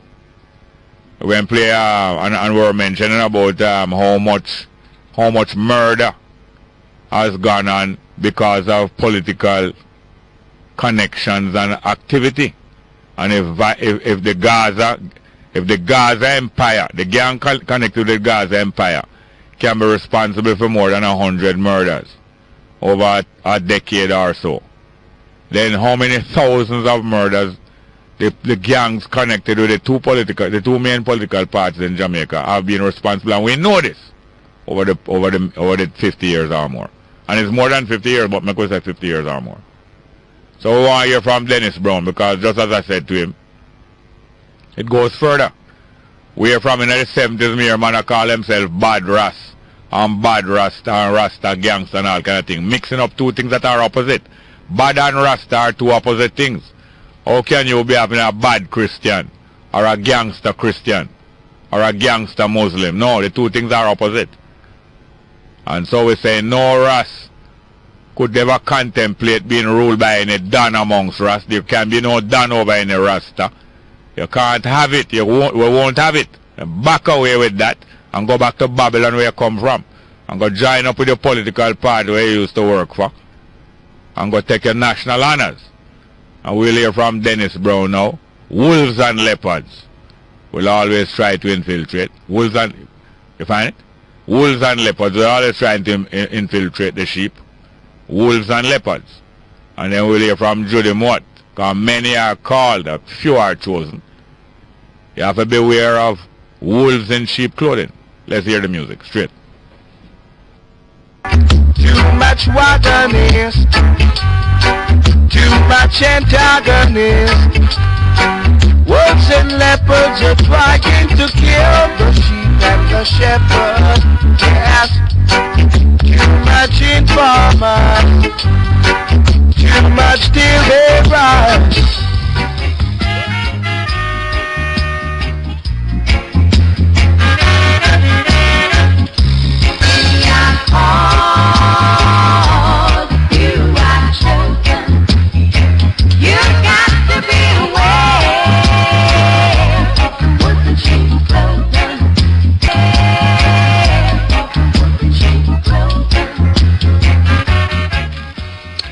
Yes, thank you very much, Sister Judy Mott, and thank you very much, Brother Dennis Brown, for putting us on the alert.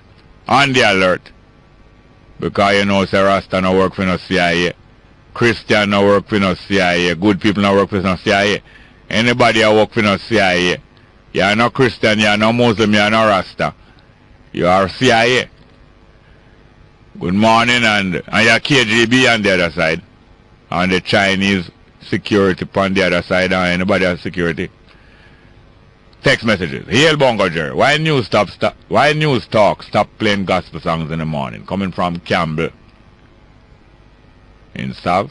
Next one. Hey gentle people, I'm asking you to inform labor rights not to block the roads and cause chaos. I'm also visually impaired, and we have the disabled community don't enjoy this order. I wonder if Floyd Morris, Senator Floyd Morris sent this one. I'm going to read it back again. Hey gentle people, I'm asking you to inform labor rights not to block the roads and to cause chaos. I'm also visually impaired, and we of the disabled community don't enjoy this order. Sound like a Floyd Morris, Senator Floyd Morris, that my name again, seen from a different perspective. Next one. I don't say it's him, you know. It sound like him though. Next one. For I and I Rastafari, the ultimate reparation and repatriation to Africa, free waterway, nothing else will repair the damage. Please keep this fact in the fire of all reasoning. As Empress Petrona. Yes, ma'am. Next one. Hello, Jerry. Don't make these vampires suck out too much of your blood. They can't manage it though, Jerry. Coming from Carl and St. Catherine. Thank you very much, Carl. Next one. Jerry, news talk was off the internet for the entire morning. True?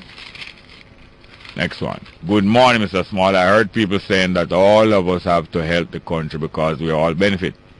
When I heard them say that, I wanted to open up a cloth store. I understand. And reel out some of it at cheap price. With all sort of color and material. Cloth store with all sort of color material. Because it's both sides of the politician who wasted our money from the crash program days coming up until now. Mr. Small, I'm so angry it's not funny. I know how you feel. Next one, Jamaica, we corner going dark. Only cheap energy is good enough for both residents and commercial. The oil price no longer stabilized globally now. Next one, a big tune that, Jerry.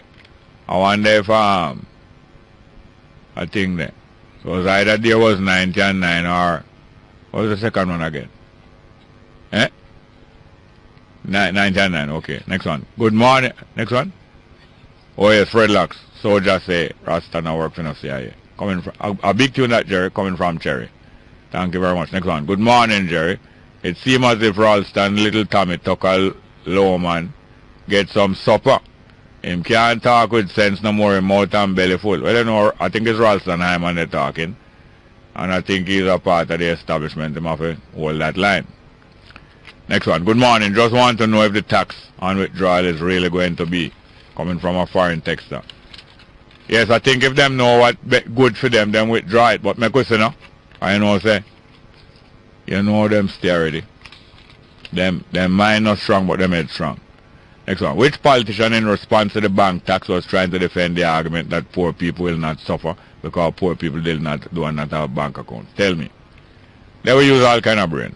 Because them still are going to send the people them check the little $5,600 and the little 1 day's work. And go and send it in a check through bank. Next one. Where up here can I vote against this wickedness of bank tax? I'm in the Bronx, New York. You know you can't vote against it? You try to send the money straight to the person or send it to no bank. And probably start tax it through the remittance agency, you know. But we have to back them up, man. Next one. Jerry, there is a new show called the Dwight Peter Show on TV. You think you would want to go on the show and get him to interview you? He looks like a fish coming from his cherry. Then why I would want a fish to interview me and I can't swim underwater? But I know Cherry must have a good suggestion. Dwight Peter Show. Next one. Jerry, why you don't behave yourself? You're good. You have everybody listening. You are the talk of the town from Tumpy in Olympic Garden. Well, thank you, Tumpy. Welcome to my baller from over there. So, what's name again? Tuffy Smith. When they are foreign? Tuffy Anderson. When they are foreigner? If they are some South American countryman, I thump them up. Next one. Yale Bongo, did you know that in the mid-70s our friend with the USA government, the USA government, plotted to assassinate our beloved Jamaican Prime Minister Michael Manley? Big up. I don't doubt it. Next one. Adam was not Lucifer. Likewise, the ordained Jah is not the what? Dragon. Next one. Uncle, I'm a Christian who voted for the PNP, GLP, and in the past voted for ONTB also, for other independent also an independent person. The PNP is living with the discussion that Jamaica is a PNP country and they can come with anything our bite. I know how true you talk. Next one. Jerry, I'm asking you to get our economists to explain the bank tax. Much of us sees this as madness by the government. And how does this link us to passing the IMF test? Because they have to get a certain amount of money for pass the IMF test, you know. Next one. Bless up Bongo, Jerry. This transport minister was the former finance minister who crashed the country financially in the 1990s. Sell out our Heathrow. Yes, our Heathrow booking, yes, our Heathrow position there. For little or nothing, position at Heathrow there. It's true. You remember?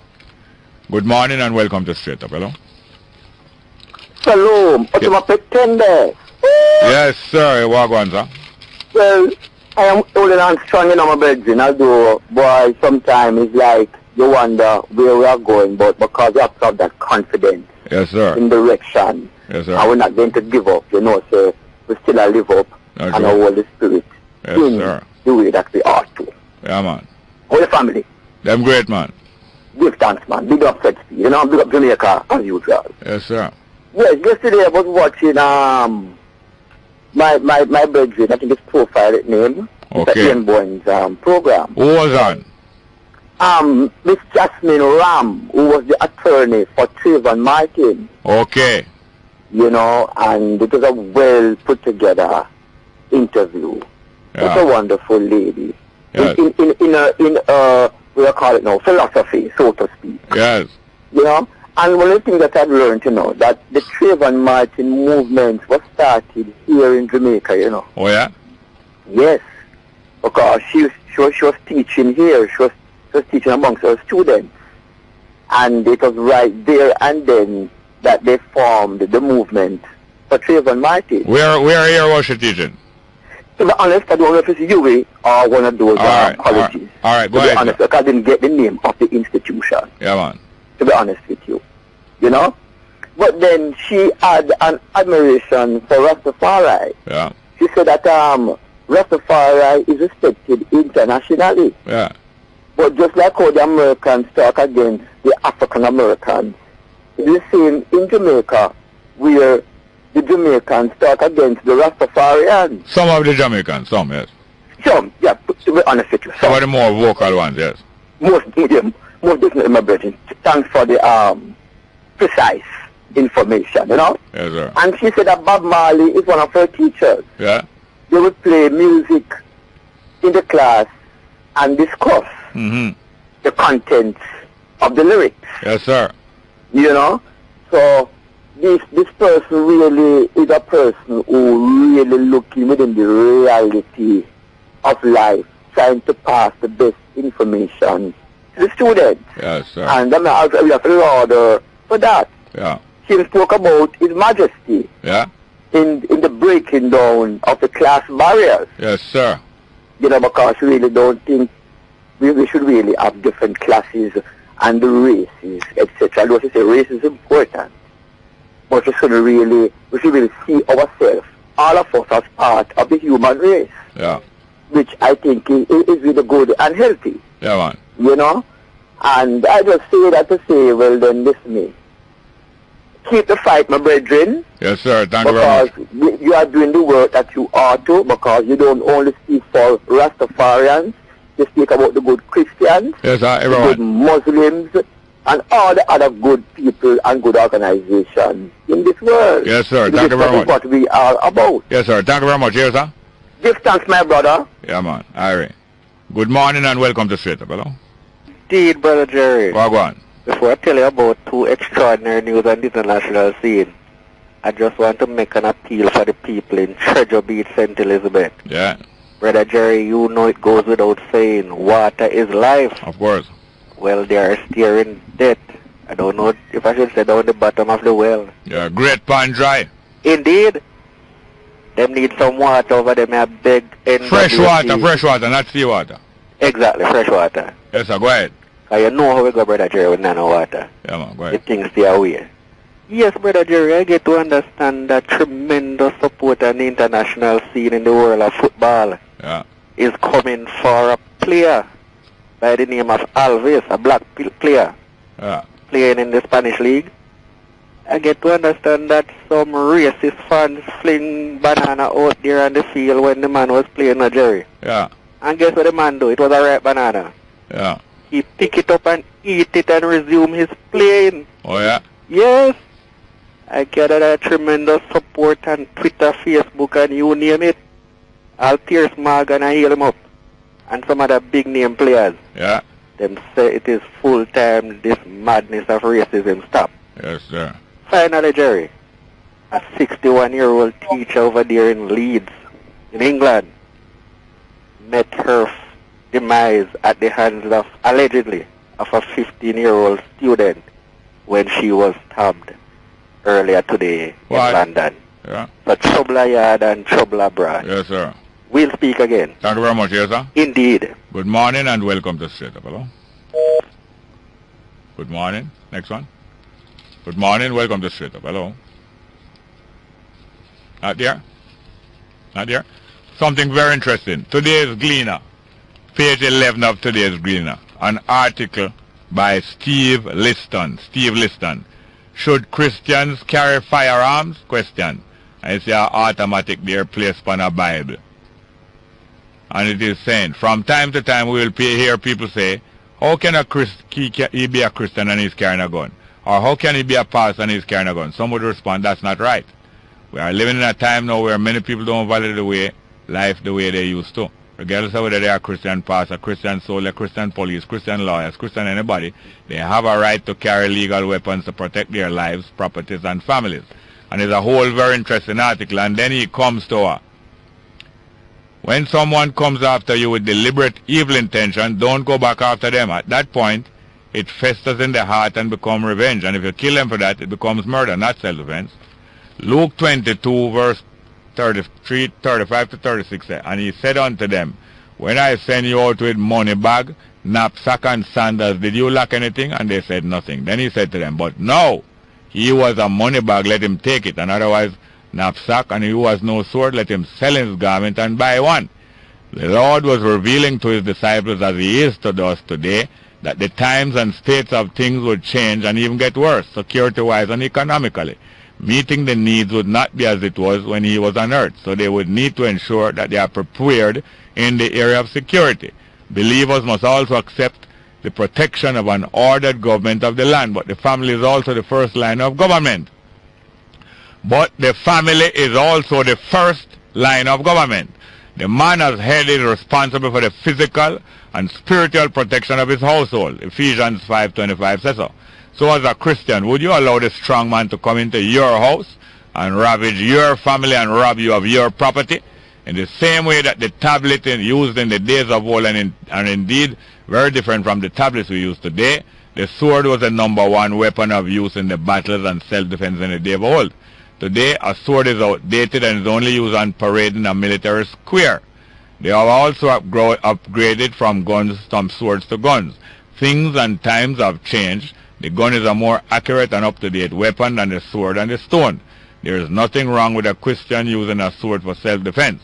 What would be wrong is if the Christian places more trust in the gun than in good. For the Christian, good must always be the first source of protection. And it is written by Apostle Steve Liston, a biblical economics consultant and author of several books including End Time Finance and The New Millionaire. Well, thanks for that. Go read the Gleaner, page 11. Page 11 of the Gleaner today. And who do we have there? Good morning and welcome to Straight Up. Good morning. Welcome to Straight Up. Hello.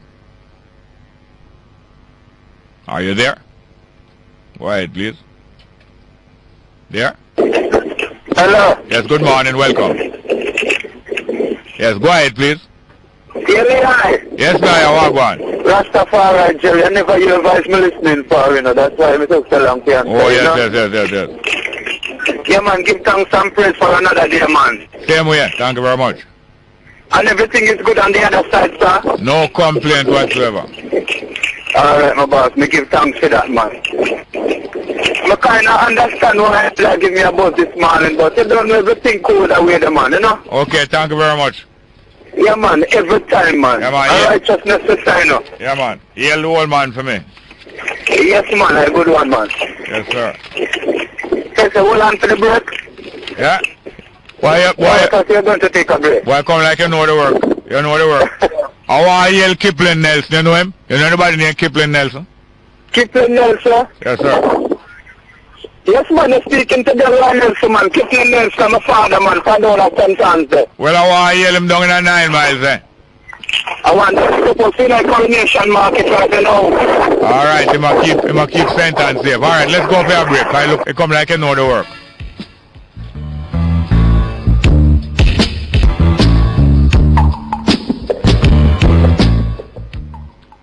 Yes, good morning and welcome back to Straight Up. Hello? Yes, sir. Yes, sir, I'm still there. Yeah, man, go ahead, please. Yes, Mr. Small, I spent a few days down in the country over holiday, Yeah. And it was well worth it, man. We've been on the farm and things like that, Yeah. One thing with my father, Mr. Small, he's not a man, so boy, he might take up a money and give you or make sure, say, boy, you go to school. But one thing is, if you go up on him farm, Mr. Small, yeah. If you want a cow, you can. If you want to give a yam, that is there, you can go on with it, anything. So you want some food, Mr. Small. Yes, yes. You go on, man. You know them kind of people, eh? Yes, sir. Yes, man, it was really worth it. Great, great. But again, I try to get some people together, Mr. Small. Yeah. I know my family and neighbors in the country, they are very neglectful. And since as me kind of get educated in another way, Mr. Small, yeah. Because you're the one who teach me that everybody have a right to a living space, Mr. Small, and I take it as a serious issue. Yes, sir. I went down in the country, Mr. Small, and I keep asking the people about the type of the land. I say, people, I notice down here, like your mother was dead and the outside the land just pass on to the next family member what them love or they care about. Yeah. And it just keep going down the line, and most people don't really take the time for to go and go search for the papers them or to even pay a tax or things like that. Yeah. And when we check it out, Mr. Small, and many people down there, they don't have the title for the land, and many people have the title and they cannot find it. Yes. Many people, Mr. Small, bought the land and they got a receipt with all of them and the owner of the land name and signature on it. No JP, no lawyer and things like that. Yeah. I mean, I said this is wrong because if you buy a piece of land and somebody just use 4-3 and mark and say, alright, from here to there, man, and there to there, a year one. Yeah. That is not complete, Mr. Small. No. Because if that person should even die, Mr. Small, you don't have no claim to that land. What do you have to show? No. Look here. Yeah. I want you come back tomorrow and we talk about that little conference that I did pass through. But thank you very much for point out them things to the people them down on email. But tomorrow, I want you call early. I want you call early tomorrow because we need to talk about that conference that I did pass through. Thank you very much. Yes, sir? Yes, sir. Good morning. Welcome to Straight Up. Hello? Good morning. Welcome. Straight Up. Hello? Not there? Good morning. Welcome. Straight Up. Yes, Hello? Yes, sir. Welcome. Yeah, Mr. Small. Yes, sir. Morning. How are you doing? Yeah, I want to know if the labor law didn't change. If the labor law change? Yeah. I don't think so. What part of it? Well, yeah, from China, where some people and them not pay them for double time per holiday. Yeah, what town is that? No, in a Manitoba. Not paying them for double time? Yeah. And what kind of work? Them is permanent worker? Yes, not supermarket. Yeah, them is permanent worker, or them just pay them out of the cash register when Friday come? No, man, them work permanent. And them get deduction out of them pay? Like for, for tax and national housing trust? No, I'm minimum wage. No, but so therefore, them not getting a deduction coming out of them pay and paying to the housing trust and benefits. Them not get them thing there? I don't think so, you know. I don't think so, yes. You see it? No, you see the government is on the side. They don't get a pay slip or anything there. Yeah, the government is on... They don't get a look of paper, a look of envelope of mark, X amount. Yeah, the government is on the side of all of these people here. And through that now, them don't really stand up here for them things. Harris Daly and all them man who say I'm a gangster for life. Now stand up for them things and protect the people. Yeah, because when it comes to when you work 40 hours, 40 hours include no 8 hours. 8 hours there, yeah. Include lunch and thing. Yes, sir. Yeah, but it cannot be not people. They must say they must respond to lunchtime. Yes.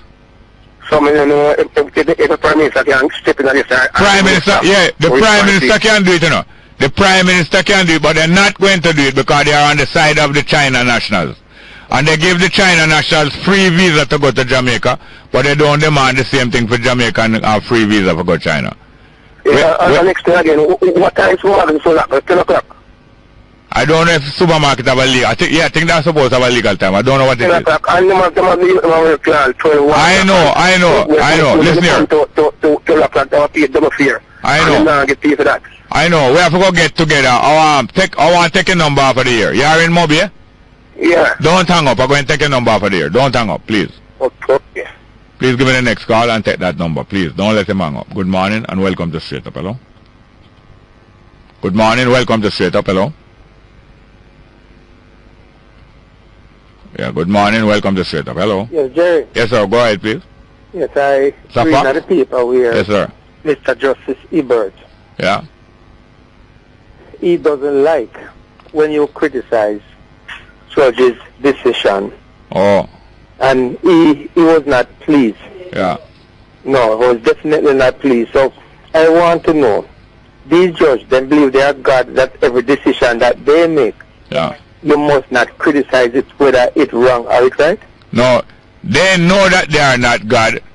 And but they feel, some of them might feel like they are some high and noble. No, because what happened? And it comes from the decision with the current Spencer thing. Yeah. By Justice Tuesday. Yes. And the head of the court, right? She come out and she speak out against it. Yeah. Right? And she never call name. She never blame nobody. She never say whether justice was done or not. She just say when you make decision, you must come out and say to the people, this is my reason. And when you don't give no reason, what you are doing is you are putting in the mind of the people that there was corruption. Yes. When you give some little 5-line or some little 5-sentence answer, and you don't give no comprehensive answer, you make the nasty justice in Jamaica look like it'll grow more and more. We don't care what they want to say. And you see, Jerry, when you look at the comment of a lot of people comment on it, and if you really read the observer, and you read the comment, you realize a lot of people support the hypocrisy that takes place. It's not a lot of, no, it's not a lot of people. What happens is that they make sure right and get it published and make it seem like it's a lot. It's a lobby, you know. It's a lobby and a campaign them up. Them organize them one another. No, judges, decision, although it is final from time to time, they must be criticized if it is said that they did not make the right decision. Yes, especially since their decision is final. That is why we have a right to criticize. Well, it's sad. No. Yes, thank you very much. Call early tomorrow here, sir. Yeah, man. Yeah, thank you very much. Good morning and welcome to Straight Up. Hello. Good morning and welcome to Straight Up. Hello. Go ahead, please. All right, text messages. Mr. Small, good morning. We, the people of Jamaica, see where the Prime Minister can't answer a question correctly. We think our education needs to be reviewed. Thank you. And I don't think it's our education, it's our attention. She have good education, but she's not paying attention to the things she's not paying attention to the things that a proper government leader is supposed to be doing. Paying attention to other things. Very bright in other things. Very bright in other things. Especially how she look and how her hair look and them kind of things. That's what them pay attention to. Next one. Jerry, please get someone to talk on economics and why things have to be administered in this way. Put your party in power and you will see what sort of governments you will get. I don't have a party and I don't have to get anyone to talk on economics. Yet we can, you know. We can, but we won't be dictated to. And we don't have to go by Babylon or Babylon economists or anything like that. We are here to work out our self-government and how to control ourselves and how to get our life in order. Then economics and the understanding of economics will take place with itself. We don't have to be schooled by none of Babylon economists. We don't have to. Next one. Good morning, Mr. Small. Garnet always have some interesting analogy. Big him up from Jaim in Yalla St. Thomas. Yeah, man. Garnet, man, pay attention to growing in mind. Next one. Good morning, Uncle Jerry. Why does that woman keep calling you and talk about politicians? Well, you know, the things that they're doing are affecting our way of life. So, you know.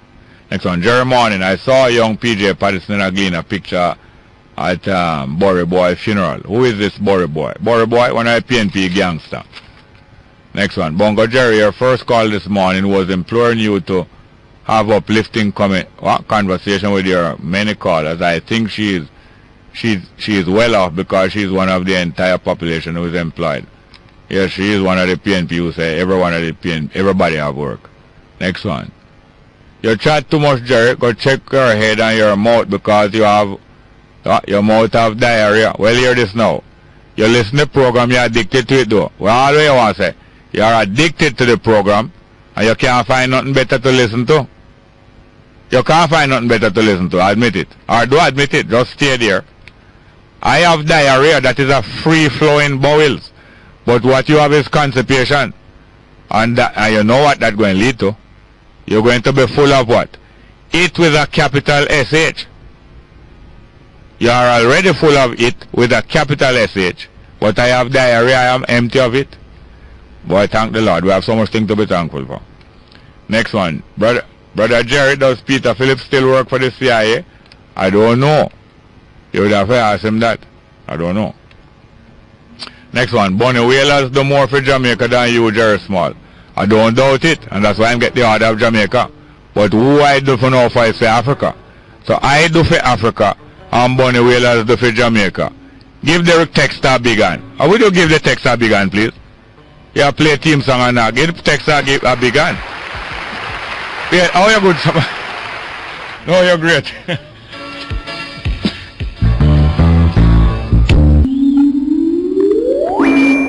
Yes, welcome back to Straight Up. I'm your host, Jerry Small. Let me read 2 more text messages and you just make your call. We have time for 3 more calls.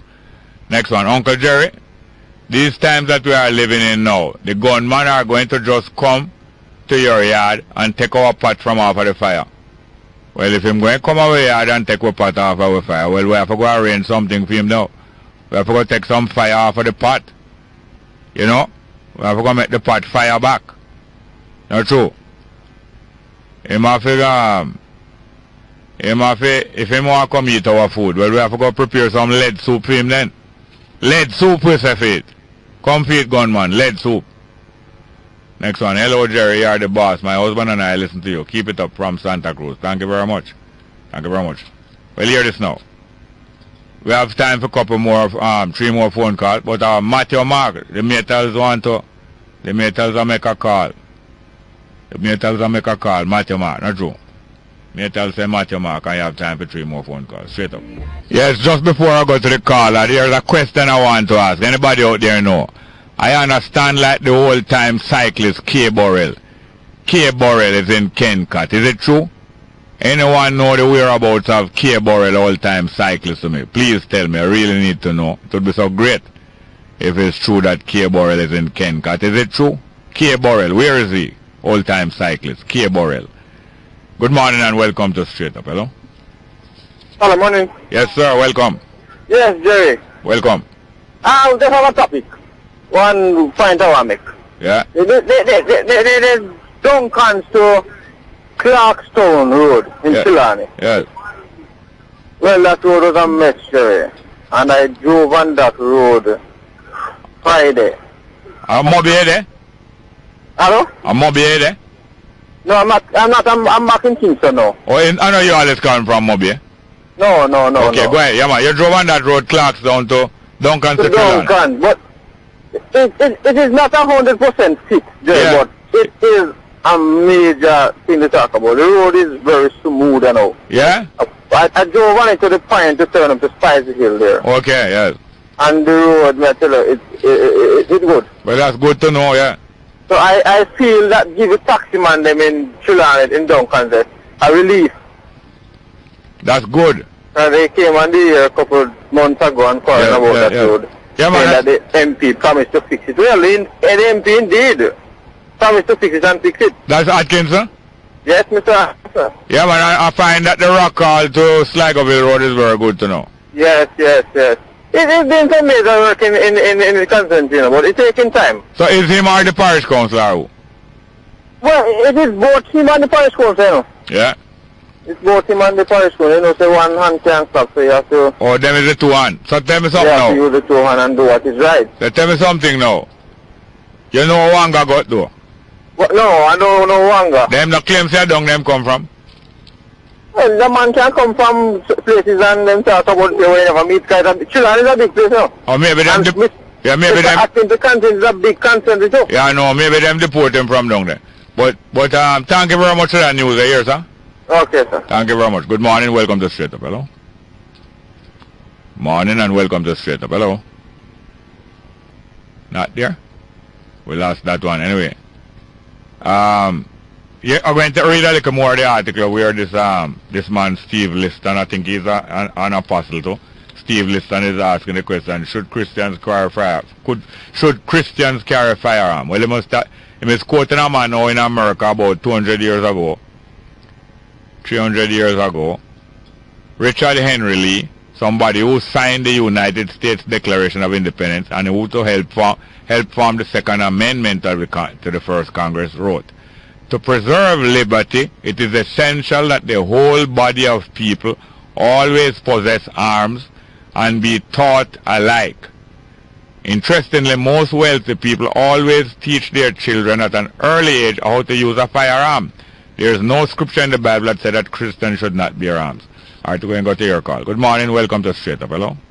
That's one? Yes, sir. Welcome. Yes. Long time listener, but first time caller. Thank you very much. Yes, You know, so one little thing I just want to say briefly because it's where the credit. Yeah. Yes. Mr. Man here, I want to get them, they want to transport them. Yeah. The policeman there. Yeah. Louis, yeah. Yeah. I understand this man and I'm going to say he might gather something like he might make some type of law in which I don't know what is really happening. Yes. You know what I mean?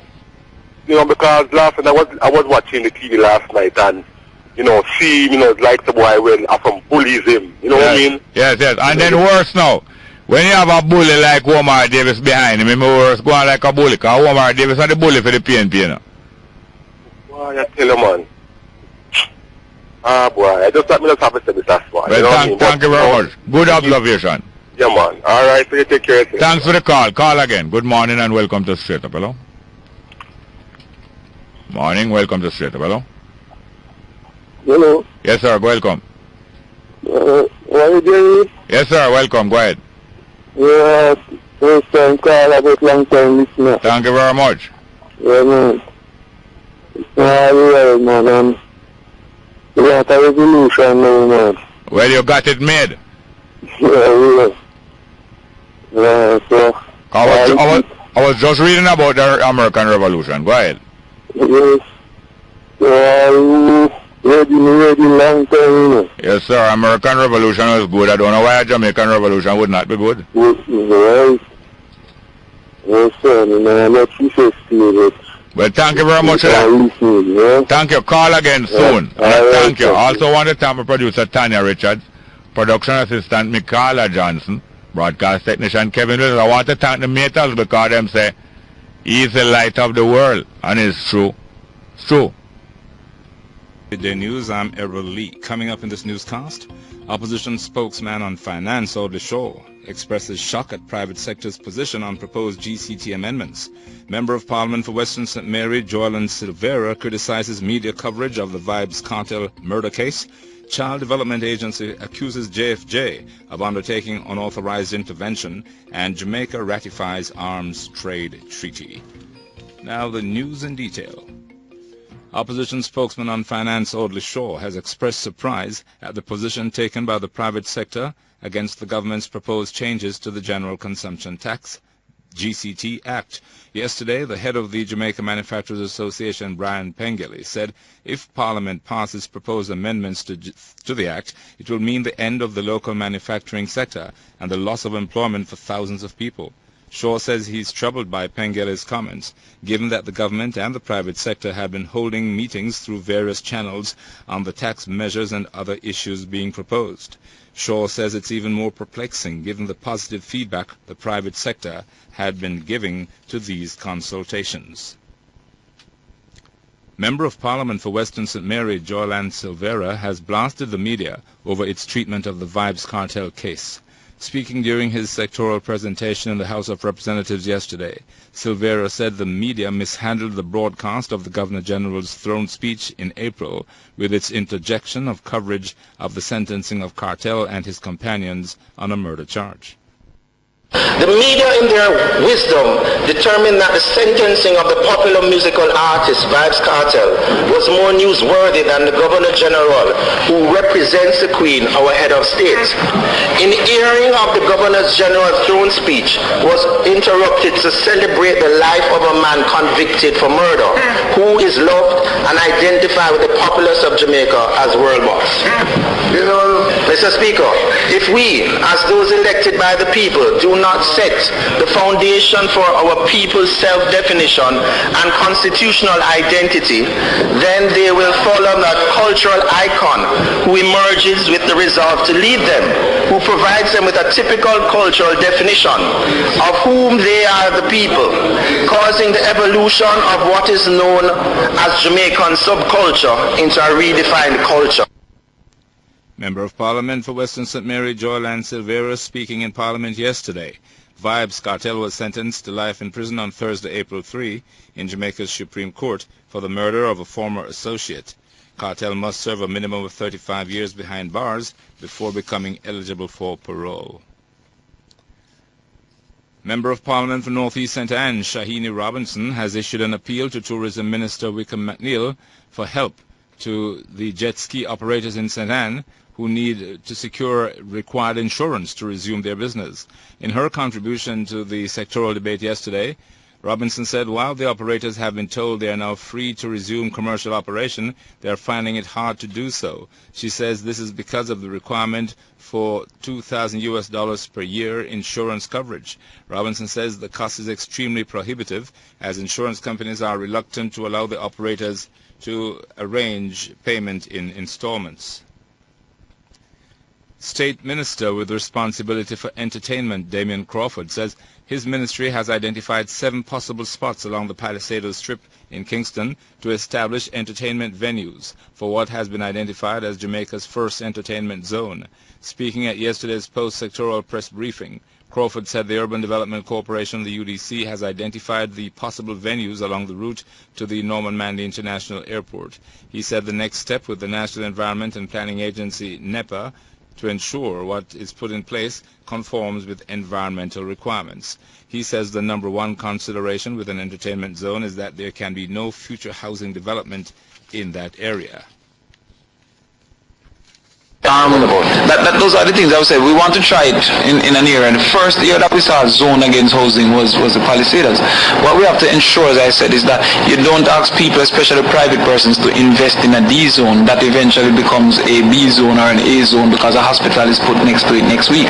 And so therefore it takes a longer period to identify areas that are then zoned against housing, especially because how we run things is that a house can go anywhere.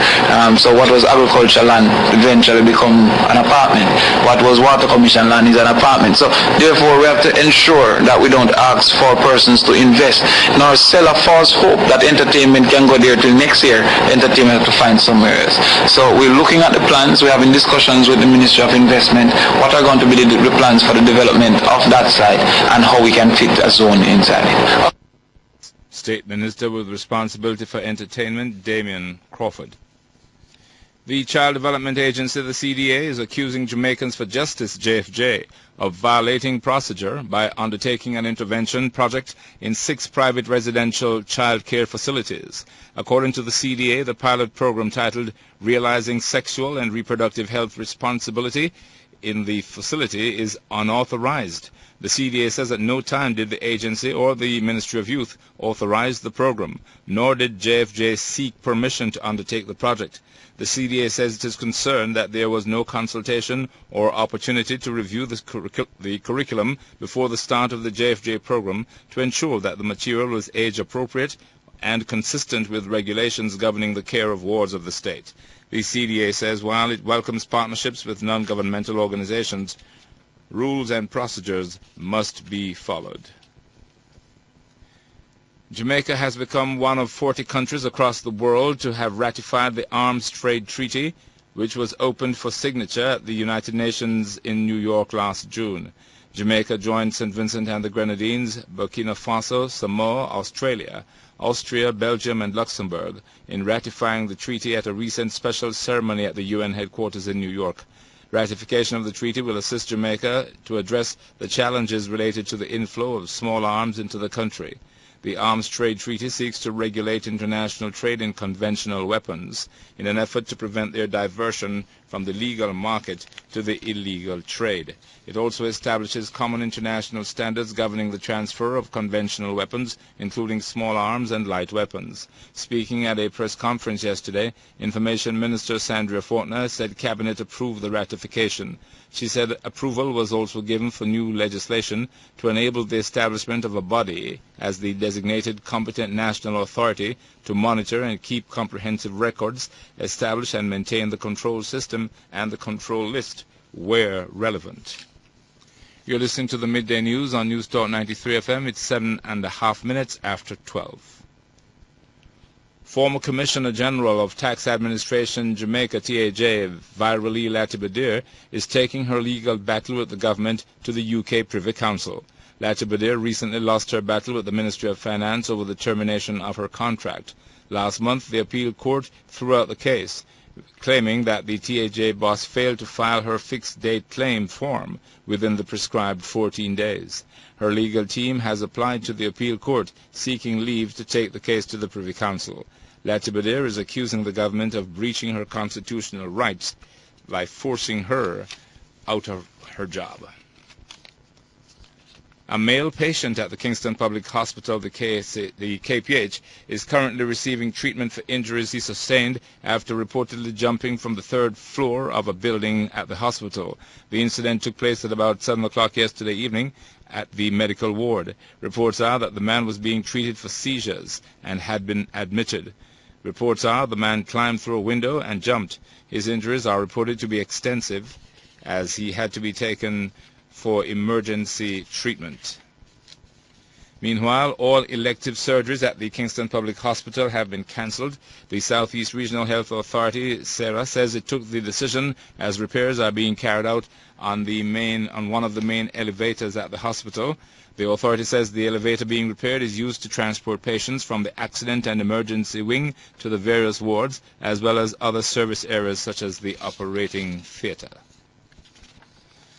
The 3 male students of the St. Thomas Technical High School who were suspended after a teacher was attacked and injured at the institution 2 weeks ago have returned to classes.